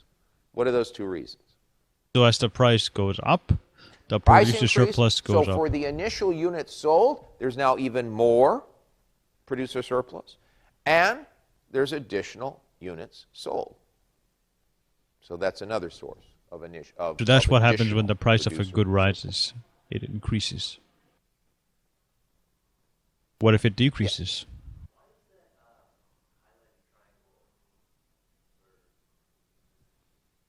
Why is this highlighted triangle only for producers? I'm sorry, why is this triangle only specific to producers? Oh, to new producers? Well, it doesn't necessarily have to be new producers. It could be the same producers as before, but they're producing additional units. And there's producer surplus on those additional units. Or it might be some new producers, or it might be some mix of the two. Sure. Any other questions? Yeah. How do we compare this to profit? Well, we Since he's answering the questions, like I can't really do much we here, have to be but we careful still how we haven't define gotten profit. the answer to like as Profit the price of the is good total revenue minus falls, total producer cost. We're going to surplus. study profit What actually happens to next it? You know what I mean? lecture. It's total revenue minus total cost. What we've got here is more a measure of marginal cost, but we'll talk about the distinction in the next lecture. Now, what we're going to do is, and this is where we really begin to be able to use these concepts to analyze public policy, is we're going to put consumer surplus together So he actually did not answer. lecture. It's total revenue minus total cost. What we've got here is more a measure of marginal cost, but we'll talk about the distinction in the next lecture. That was the profit stuff. Now, what we're going to do. So he actually just skipped through there because I'm guessing he forgot about it or something. So he didn't mention the price of, well, what happens when the price of good falls. But since this increases, one would imagine that it decreases as the, so like the question literally says price good rises, price of good falls. Like it's not going to stay the same. Like something is going to change within the graph. If nothing changes, then it's not that the graph is wrong, but the way I've seen that that the graph works is through that. Is through just good rises, good falls, something increases, something decreases, and that's how it works. And that's how they know one specific thing. Like it can't just remain unchanged unless we're talking about elasticity, in which case, there's the elastic demand and then the inelastic demand and the unit elasticity and etc., etc., etc. But that's from another video. Anyways, which is why I feel that it can't be remains unchanged. It has to decrease. So with that said, there's even more questions regarding this. So before we go into social surplus, we're actually going to go back to the consumer surplus here, and we're going to take a look at the graph and answer this question. Suppose that a frost in Florida reduces the size of orange crop, which causes the supply curve to shift to the left from supply curve 1 to 2. Okay, so the supply curve from 1 to 2 shifted to the left because of a frost in Florida, and it reduced the size of the orange crop. Okay, which means that as a result, consumer surplus. So as we know from this is the demand curve, and this is the demand curve. And we see that as a result, the consumer surplus decreases, and we know that all of this stuff says decreases here, which means it has to be one of them. Now we know that it caused the curve to shift to the left, which means it did decrease. So it went from I'm looking at the stuff because I'm having a difficult time understanding this. It has to be, it can't be just B and C because that wouldn't make much sense. It has to be a triangle. And the triangle that is actually there, I think it is C, but there is no point here. It's a bit strange because there is supposed to be a point there. But we can zoom in here a bit more and a bit more. It doesn't actually help now, does it? It's still like these should be labeled next to each other, but they're not. So this is a bit difficult because it's just like C, D, and E, but it's not like C, D, G, No, but so I'm gonna try to pick the best one here then. And in this case, it's going to be, I believe CDG. So I'm looking for CDG.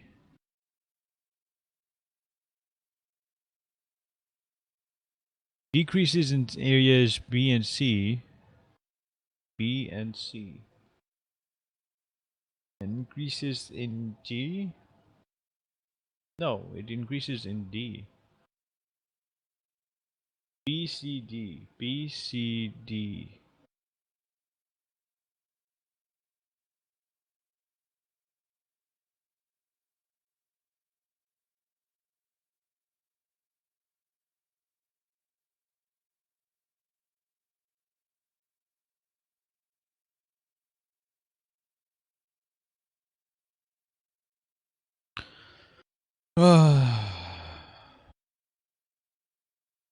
BCD,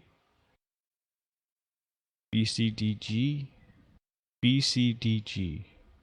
That covers pretty much all of them there. So I think BCDG would be the one to get.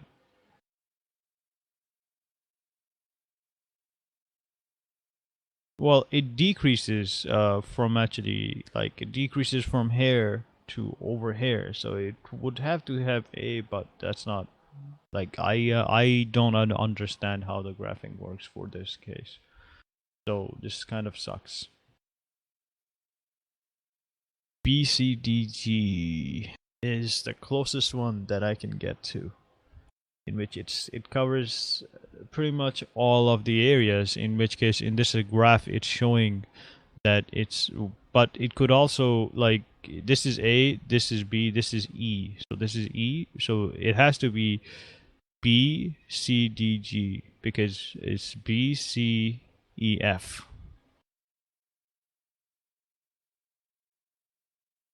Because I can't just pick C, D, G because it's not here. Which means I have to start from B and then go B, C, D. It's not going to work. B, C, D, G is what's going to work here then.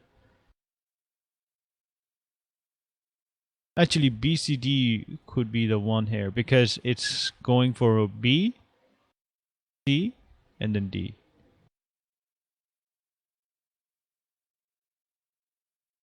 Because G is on the bottom here, which is something else. I believe that's the producer one, which would be on the right side here, I think. So BCD is for the consumer, and I might have to change this in the future as I go further along, because I think that the professor may do some examples of it, so that way we understand it better. But for now, it's gonna stay like this. So for this, for the producer one, it has to be on the supply curve, which means it has to be G.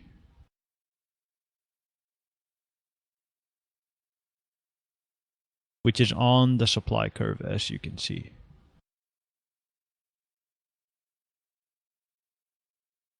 But we might have to change this as we go further. But is this a social surplus? So this is actually an example of the social surplus that that we will be talking about pretty soon here. But I just wanted to actually, I guess, estimate and guess what this would be. So per producer is a triangle that's like up top here. Demand curve one is actually on the bottom, which is supposed to be this one here. So BCD is the one that I can get closest to. B and C wouldn't work because that's not the one that we're looking for. And B and C is actually not the one that we want. BCDG covers like everything, which is not what we want, because it also covers the producer surplus as well. Decreases by BC and increases by G, which doesn't make sense because this is the producer surplus instead of the consumer one. And BCD is the closest one that I can get to, which covers the consumer surplus as well. So with that said, we are going to keep it at this and we'll move from it. Let me actually just take a look here. When a market is in, so we'll come back to number 5. I'm going to write it down here. Number 5, check back. Okay. So now number 5 is on the list.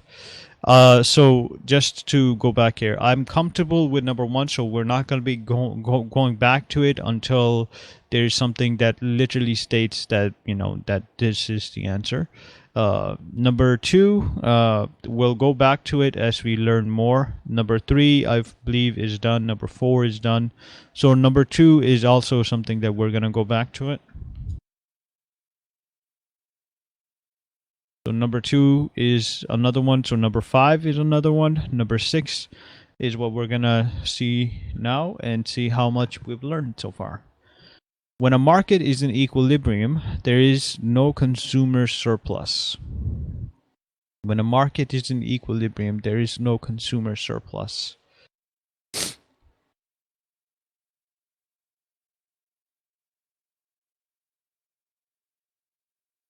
So that's the equilibrium, see? There is still initial consumer surplus. That doesn't really change. We know this because in equilibrium, the price is equal to the price consumers are willing to pay. We know this because in equilibrium, the price is equal to the price that the consumers are willing to pay. When the market is in equilibrium, there is no consumer surplus.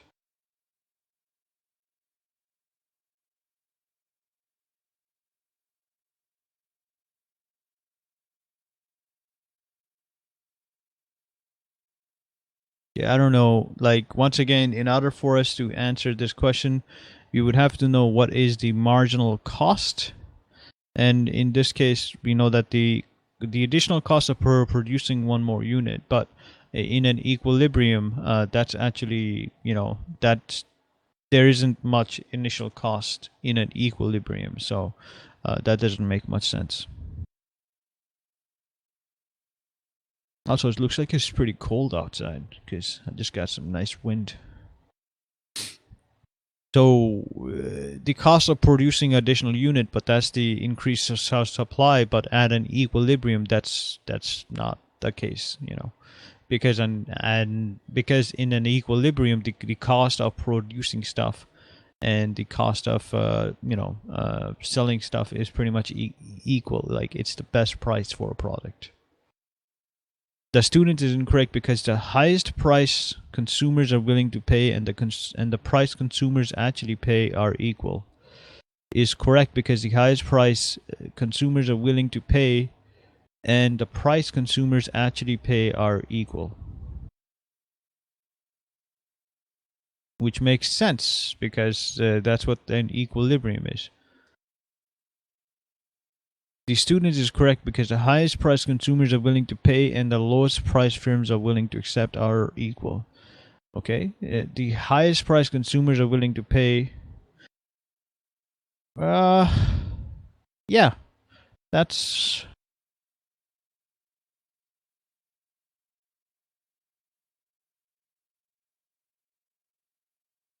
Student is correct because the highest price consumers are willing to pay.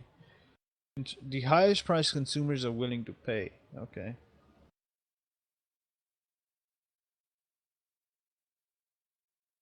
And the price consumers actually pay are equal.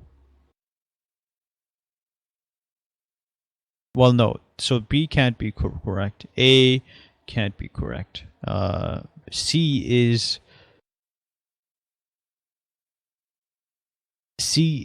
actually is possible. What's the D?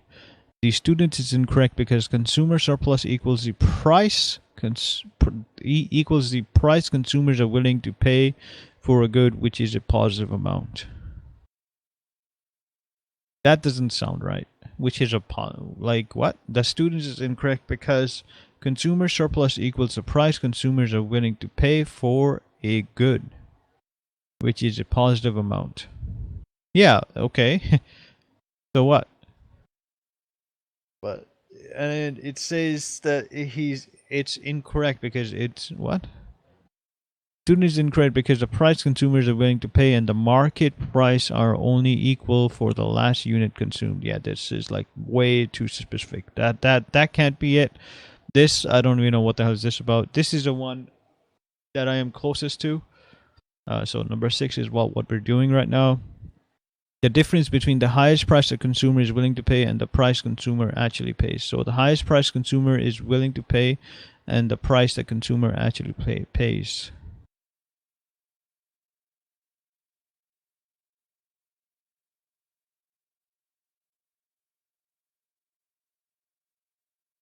Is incorrect because the consumer surplus equals the price they're willing to pay for a good, which is a positive amount. Okay.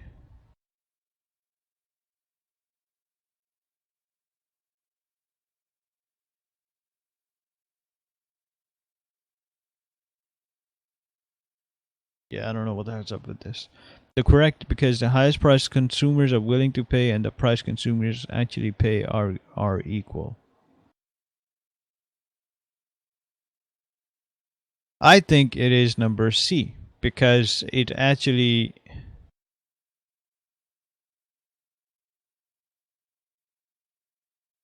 we know this. So once again, the question is, when a market is in equilibrium, there is no consumer surplus. We know this because in equilibrium, the market price is equal to the price consumers are willing to pay for the good. The market price is equal to the price consumers are willing to pay for the good. Is this market in an equilibrium? We do not know. So number 6 is also another one that we're going to be checking out, but I feel that it is C, but we will revisit this at a later point. We may not revisit it in this video because I'm probably not going to create another video about this after this, but I'm going to look at these questions and answer them, and I might add them in for the next week that I do this. So with that said, number 7. The figure to the right illustrates the market for a breast cancer fighting drug, without which breast cancer patients cannot survive. What is the consumer surplus in this market?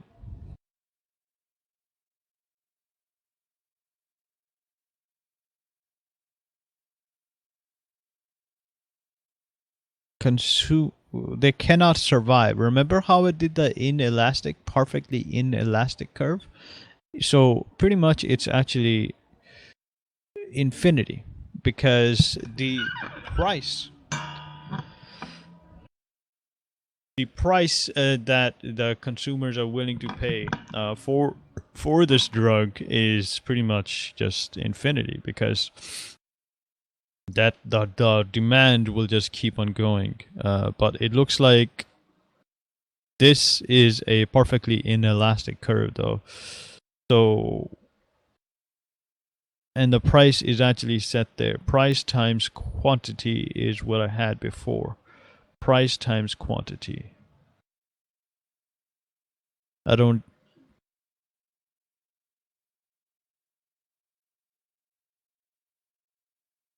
Actually, I think this would be the proper answer here, because of the fact that at the beginning of the video, the professor did a specific thing or a specific calculations where he actually had the price that the consumers were willing to pay for the answers, and then he multiplied it by the amount of people that were willing to pay that. Okay, so price times quantity, which gave them the stuff. But again, that's like the amount of the quantity that he's willing to actually sell. So I'm not sure what I'm talking about anymore. I think it's infinity, man, because of the perfectly inelastic curve. Like thinking logically, the figure to the right illustrates the market for breast cancer fighting drug, without which breast cancer patients cannot survive. Which means that the demand for this would be infinity, because they're willing to pay at any price.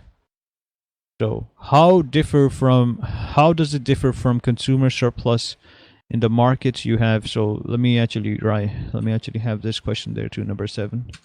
A lot of these questions will actually be, I'm going to look back and review them before I submit them. How does it differ from consumer surplus in the markets you have studied up to this point? Unlike in most other examples, in this case, how does it differ from consumer surplus in the markets you have studied up to this point? I haven't actually studied many markets yet, so which means that we're gonna have to look back at these questions during this video. Looks like it's currently 9 p.m. The highest price a consumer is willing to pay is greater than the price the consumer actually pays. The consumer surplus is equal to producer surplus. No. Consumer surplus is equal to, okay, the highest price a consumer is willing to pay is infinite, because they can just keep on going and going and going. But the amount of supply that they have is just, is pretty much, like, shows the price point there. I don't know.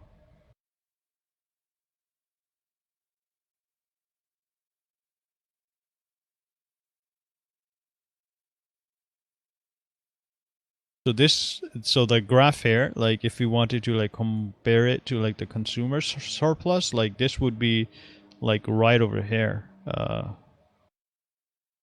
No, actually, it would be actually right over here, but it can just keep on going and going and going because the people cannot survive if they don't have that. So like it's just not gonna work for them.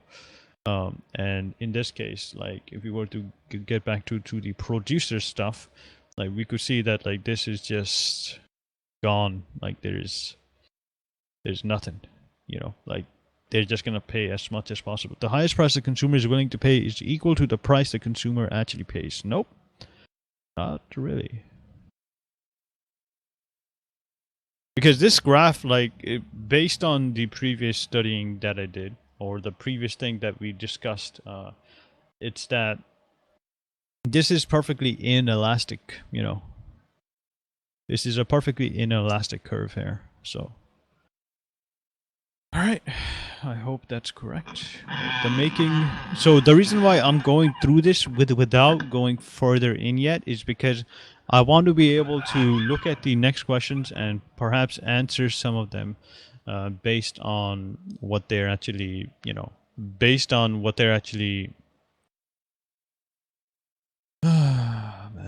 I'm getting tired. Sorry. Based on what they actually mean.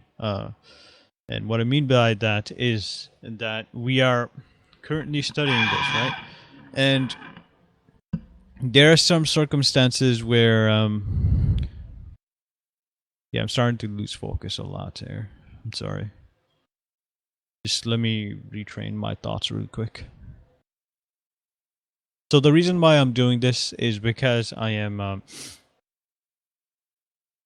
just looking at certain questions that I can answer right now, and then I'll go back to where I stopped, so that way I know and I can expect the different type of questions that may appear as I go further in these studies. So therefore, I am just going through them one by one just to see whether I can answer them. If not, then I'll come back to them at a later point, based on the information that I've obtained so far, or the knowledge that I've gained so far. So the making connection states the value of area representing consumer surplus from a broadband internet is $890 million and 50 cents. What? 890.5 million. Okay, so that's the consumer surplus. Use the information in the graph, the making connection, to show how the value was calculated. The area of the blue triangle, which is the base of 47 times the height of. So this is pretty much like calculating the area of the triangle, and we're basically explaining the formula of the area of the triangle through just words of economics, or pretty much through words. The area under the demand curve, the area of the blue triangle, which is half times the base of times the height. So in order for us, now I don't remember this on top of my head, but the area of a triangle, and pretty much this will give me the area of a triangle. I don't know what the hell is this about. It's like another search engine. So area of a triangle, triangle 1, triangle 2. Yeah, so the area of a triangle is, okay, that's a parallelogram. I want a area of a triangle. The half times base times height. So pretty much that's it. So base times, so half of base times height. So base times height divided by 2. So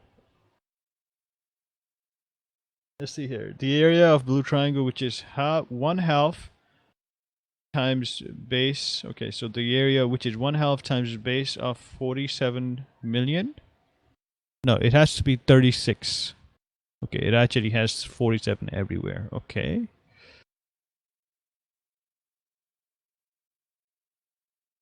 Times height, which would be what? 73? No. 36. So it's actually using an additional part. So this I cannot answer. So this is where I will actually stop, which is at number 8, because I don't have the necessary knowledge here. So the next questions, as you can see, are going to involve around having this information. So I'm going to go back to number 5. So number 5 is going to be where we will continue on. So this is going to be explained as we go further on within this lecture. So with that said, what I am going to do is I'm going to continue on from the social surplus, but before I do so, I am going to actually pee really quick. Also, we need to figure out another thing here, which is 24 divided by 2, 12. So at 12 questions, so a couple more to go, we are going to stop, and I will continue on the next time I do this. So therefore, I'm gonna go a bit faster now from now on, because I'm not gonna like explain my reasoning for each thing, because the amount of people that will be watching it will be very, very small, because the video will go private. But it's something that I felt that I needed to explain, but since it's not going to be public forever because I could get into trouble, I am not going to do that.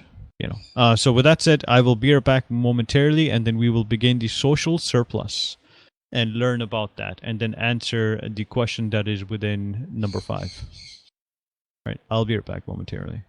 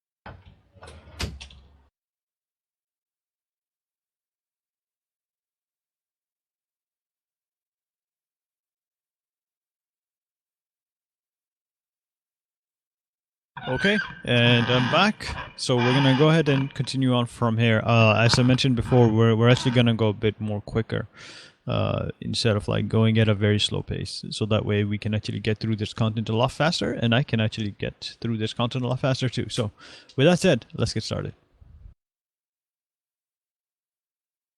Let's get started. It's buffering the video. Okay, I'm gonna have to reload this page. I don't actually remember how to do so, so I'm gonna actually escape, exit the full screen, refresh. Wall Street Journal, whatever, social surplus. This might have actually logged me out, so I actually need to log back in. So give me a moment.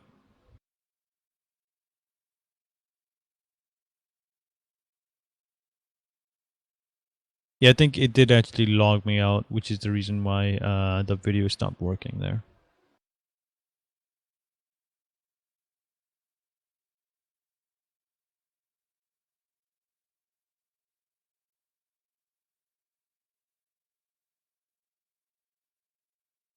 Actually, on second thought, I think there might be something a bit more than that, because it's not actually starting up the video.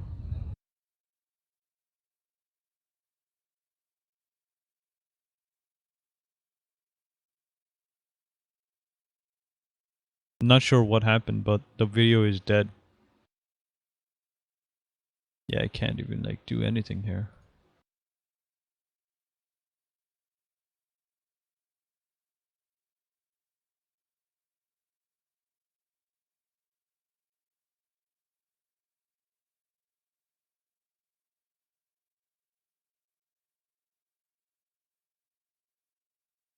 Well, it looks like this is where I'm going to have to then stop it, because I can't actually continue on without this information. But I could technically try to make this work and just do like the additional questions without the video, because it seems that the video is kind of just done, meaning like it's dead, or maybe they're updating something, or maybe they might have removed my access and be like, nope, you can't do this anymore. So let's go through the graphs and try to understand it. At a later point, I'll probably do these by myself, which will be probably tomorrow. So the rest of the stuff I will stream tomorrow and get that done. So with that said, so consumer surplus is A. Is what? AE. So let me see if he actually expands on this a bit more.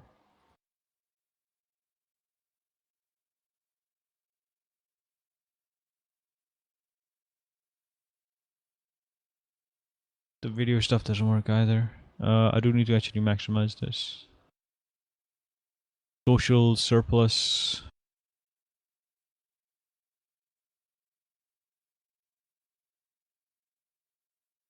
Efficiency is the property of max allocation of, okay.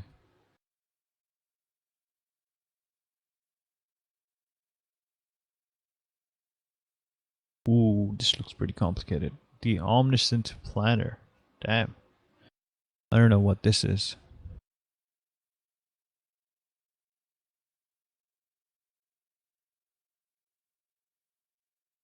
I'm currently just looking for some answers to the questions that I have so far. Welfare, analysis of price ceiling. So he's actually moved on from this topic here, at least from what I gather. So we can't actually continuously go forward here. We're pretty much done with this part. So like I can't confirm this yet. So I'm gonna have to like watch the video entirely whenever it comes back, in order to actually see whether that has the answer. So I can't answer number 7. I can't answer number 8. I think. Whoa. Before we actually get on with the lecture tonight, I wanted to introduce the rep, Harvard's rep for the Wall Street Journal. Okay. I had mentioned the journal. I need to It's, refresh this. A definitive source. Okay. Yeah, it doesn't seem to be working. So pretty much like it hasn't actually answered my questions, to be honest. consumer surplus demand. So like it actually requires me to use the knowledge that I've gained Economics and from the other financial places views. and just do that. And I don't know like And, why is it that this is actually loading up, because it shouldn't be. So I'm gonna mute it. Okay. Tim mows neighborhood lawns for extra money. Suppose that he would be willing to mow one lawn for $11, a second for $19, and a third for $23. Also, suppose that the three neighbors are interested in having their lawns mowed. Mr. Jones would be willing to pay $34 to have her lawn mowed, and Mr. Wilson would be willing to pay $30, and Mr. Smith would be willing to pay $23. If Tim offers to mow the lawn for $23 each, what would be his surplus? Producer surplus. So producer surplus, I don't know if you remember, but if you don't already subscribe, I highly recommend. this is actually like from some other thing. One sec, I'm gonna mute this because I really don't want to hear that right now. We're actually gonna just go back here and go for the formula, which is the consumer. No, we need the producer surplus. So producer surplus is amount received by sellers minus the cost sellers. So the amount received by sellers. So now we can actually take I'm sure you remember Mathway, right?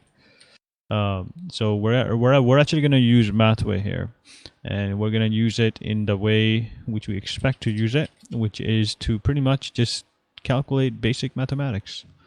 And in this case, it's going to be so. Once again, just to paraphrase on what it's saying, reiterate, I think is a term that I should be using here, but it's pretty much like we're just amount received by sellers.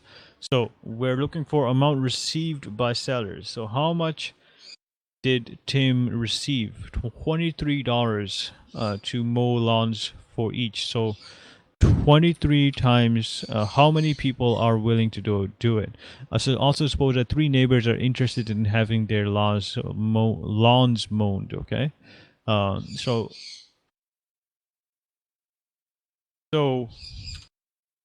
since it's $23,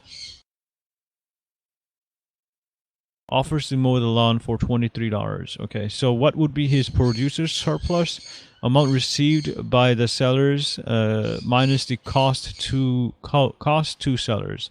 So each one of them is willing to pay a different amount. Okay, so it's 34 plus 30 plus 23. Okay, and that is the answer, which is 87. Okay, so we're actually going to bring this in as well because we don't really need the consumer surplus stuff.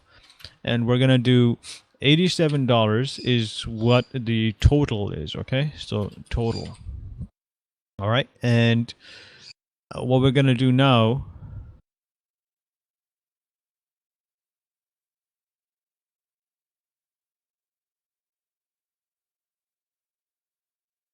is that, one sec here, total amount received by sellers. So the amount received by sellers, he received that much money. He received $87 in total. Okay, and minus the cost to sellers. So how much did it cost them? So Tim wanted to pretty much have, let's say, have 100. No, actually, sorry. He wanted $23 if Tim mows to $23 each. So Tim wanted 23 times 3, which will give us 69. So 69 is original. So 69 is original default price or minimum price. Let's just type minimum price. Okay, so that's minimum price is 69. All right. Now 87 minus 69, which will give you 18. So what will be his producer surplus? It would be 18. the bad part about this is that the professor did not go into calculating these things or actually show a real world example and use this formula to calculate it. Instead, he decided to just give this and that's it, which I think is pretty bad, but oh well. Amount received by sellers minus cost to sellers. So the amount received by sellers, Jim received $87. It cost to sellers, and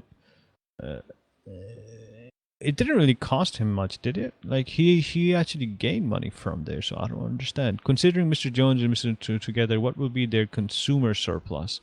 Now, consumer surplus, as we already know, value to buyers minus the amount paid by the buyers. So value to buyers. Okay, so value to buyers is they're willing. Okay, I see.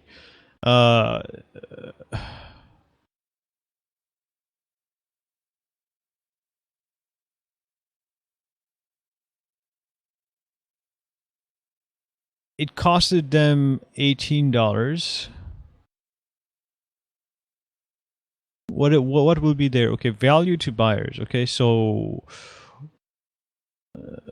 to go back to the original stuff, so this is the value to buyers, in my opinion, because this is how much they're willing to actually pay in total, minus the amount paid by buyers.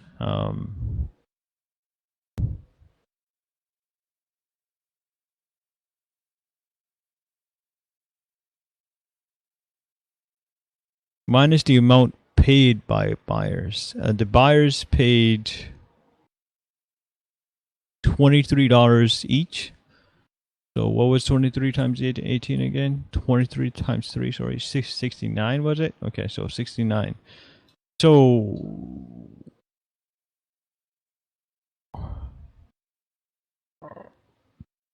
this should be then 69 because it's 23 times 3, right? But how can it be 69? Because the formula itself says something else. What? All right, let's do. Okay, Tim offers to mow the lawn for $23 each. What will be his producer surplus? Okay, so 69 minus whatever, which gave us 18, which would make sense. But it also has this. Suppose that he would be willing to mow the lawn for $11. Okay, so this is actually, so to answer the first question, the amount received to the cost to the, so he was originally trying to do this, so the amount that he received is $87, but the amount that he would have gotten if they actually paid his default price would have been 53. So he gained a total amount of, so 87 minus 53, which would give us 34. So he gained $34 extra from that job. Considering Mr. Jones, Mr. Wilson, Mr. Smith together, what will be their consumer surplus? So the amount received by sellers, so the amount received is $87. Okay. Minus the cost to sellers. So we know that it costed him, or it would have costed him, let's see here, sorry, I remove that thing, 34 I think it was, no, 11 plus 19 plus 23. Okay, so this is how much it would have costed him. This is how much amount received by sellers.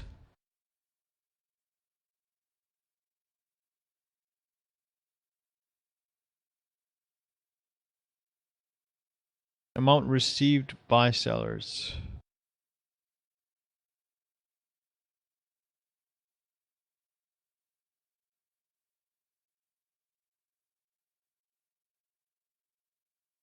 But if I do like 87 minus 53, I'll end up with 34. So cost to sellers, it costed them $87, right?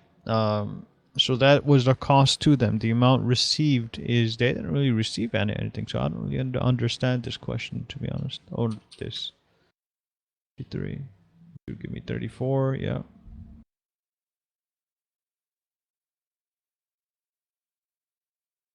The cost to sellers. So the amount received by sellers. How much did they receive?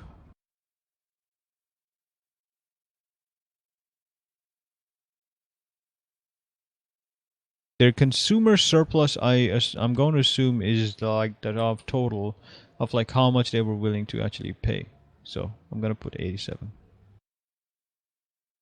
Consumer surplus is, okay, so if the price of pack of tobacco longages, what the hell is that word, is $5.50, what is the consumer surplus for these consumers? For these consumers. What is the consumer surplus for these consumers?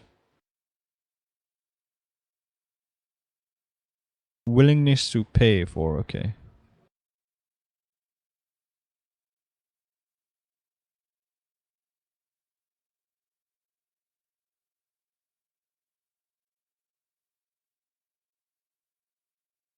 One, two, three, four, 5, 6, 7, 8, 9, 10, 11. Okay, so do they want me to actually like add all of these together? Like, is that what they want me to do? Like, I don't know. The consumer surplus. Okay, so the value to buyers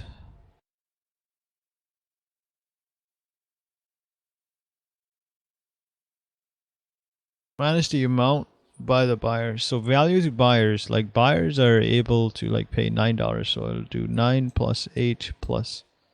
Okay, so this is actually going into a territory that I don't really want to be in. So that's 550.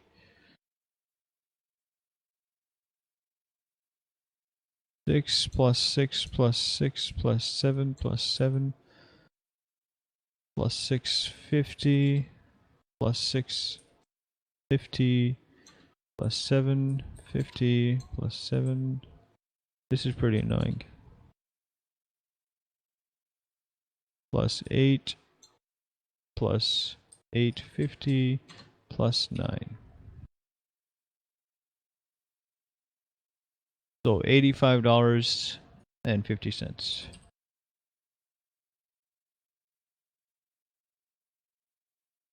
The value is pretty high, which is this pretty much. Amount paid by the buyers, which is 550. Which doesn't, I don't know, it doesn't make sense. It doesn't make sense. It doesn't make sense. I'm starting to get like really tired. I haven't eaten anything either, so this is the reason why I am starting to lose it in a sense. Because if I just subtract like 550 from that, like that's the amount that they are willing to pay.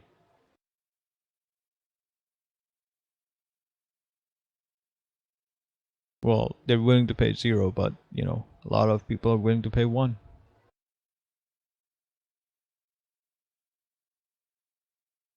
And it says that the response should be to 2 decimal places. So consumer surplus, like its value to buyers, which are $85.50, minus amount paid by the buyers. So the amount paid by the buyers would be what?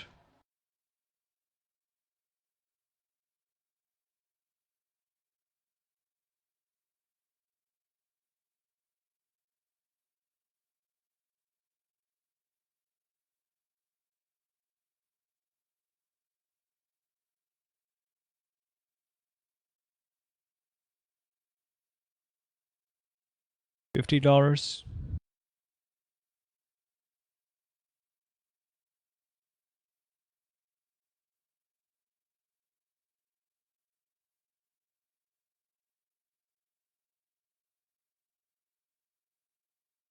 One, two, three, four, 5, 6, 7, 8, 9, 10, 11. 11 people are willing to pay more.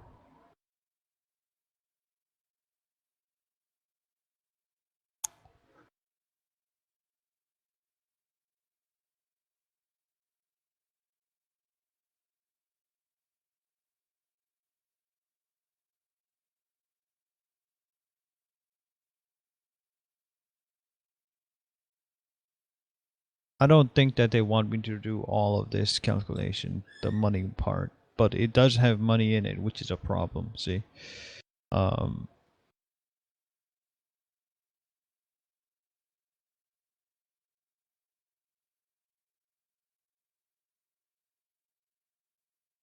all right, I'm not gonna do this right now. I really can't. A price ceiling is legally determined, so this is something that I can't do because I have no idea. And number 12, which I can't do either.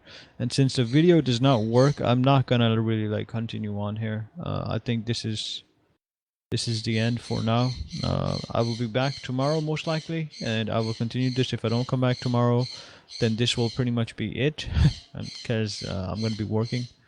So yeah. All right.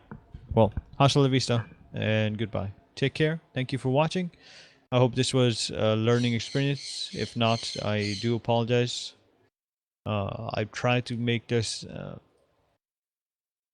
This is originally just for me to do these things because I like to talk out loud and think out loud whenever I'm solving problems, and I figured that I should record them, So if it's not helpful to you, I'm sorry. I'm just doing this just to learn. So, and if you learned from this as well, great. If not, then oh well. I'm sure there are many resources out there, so you can choose any of them and learn better. So, with that said, take care. Thank you for watching, and I hope you have a good day. Hasta la vista, and goodbye.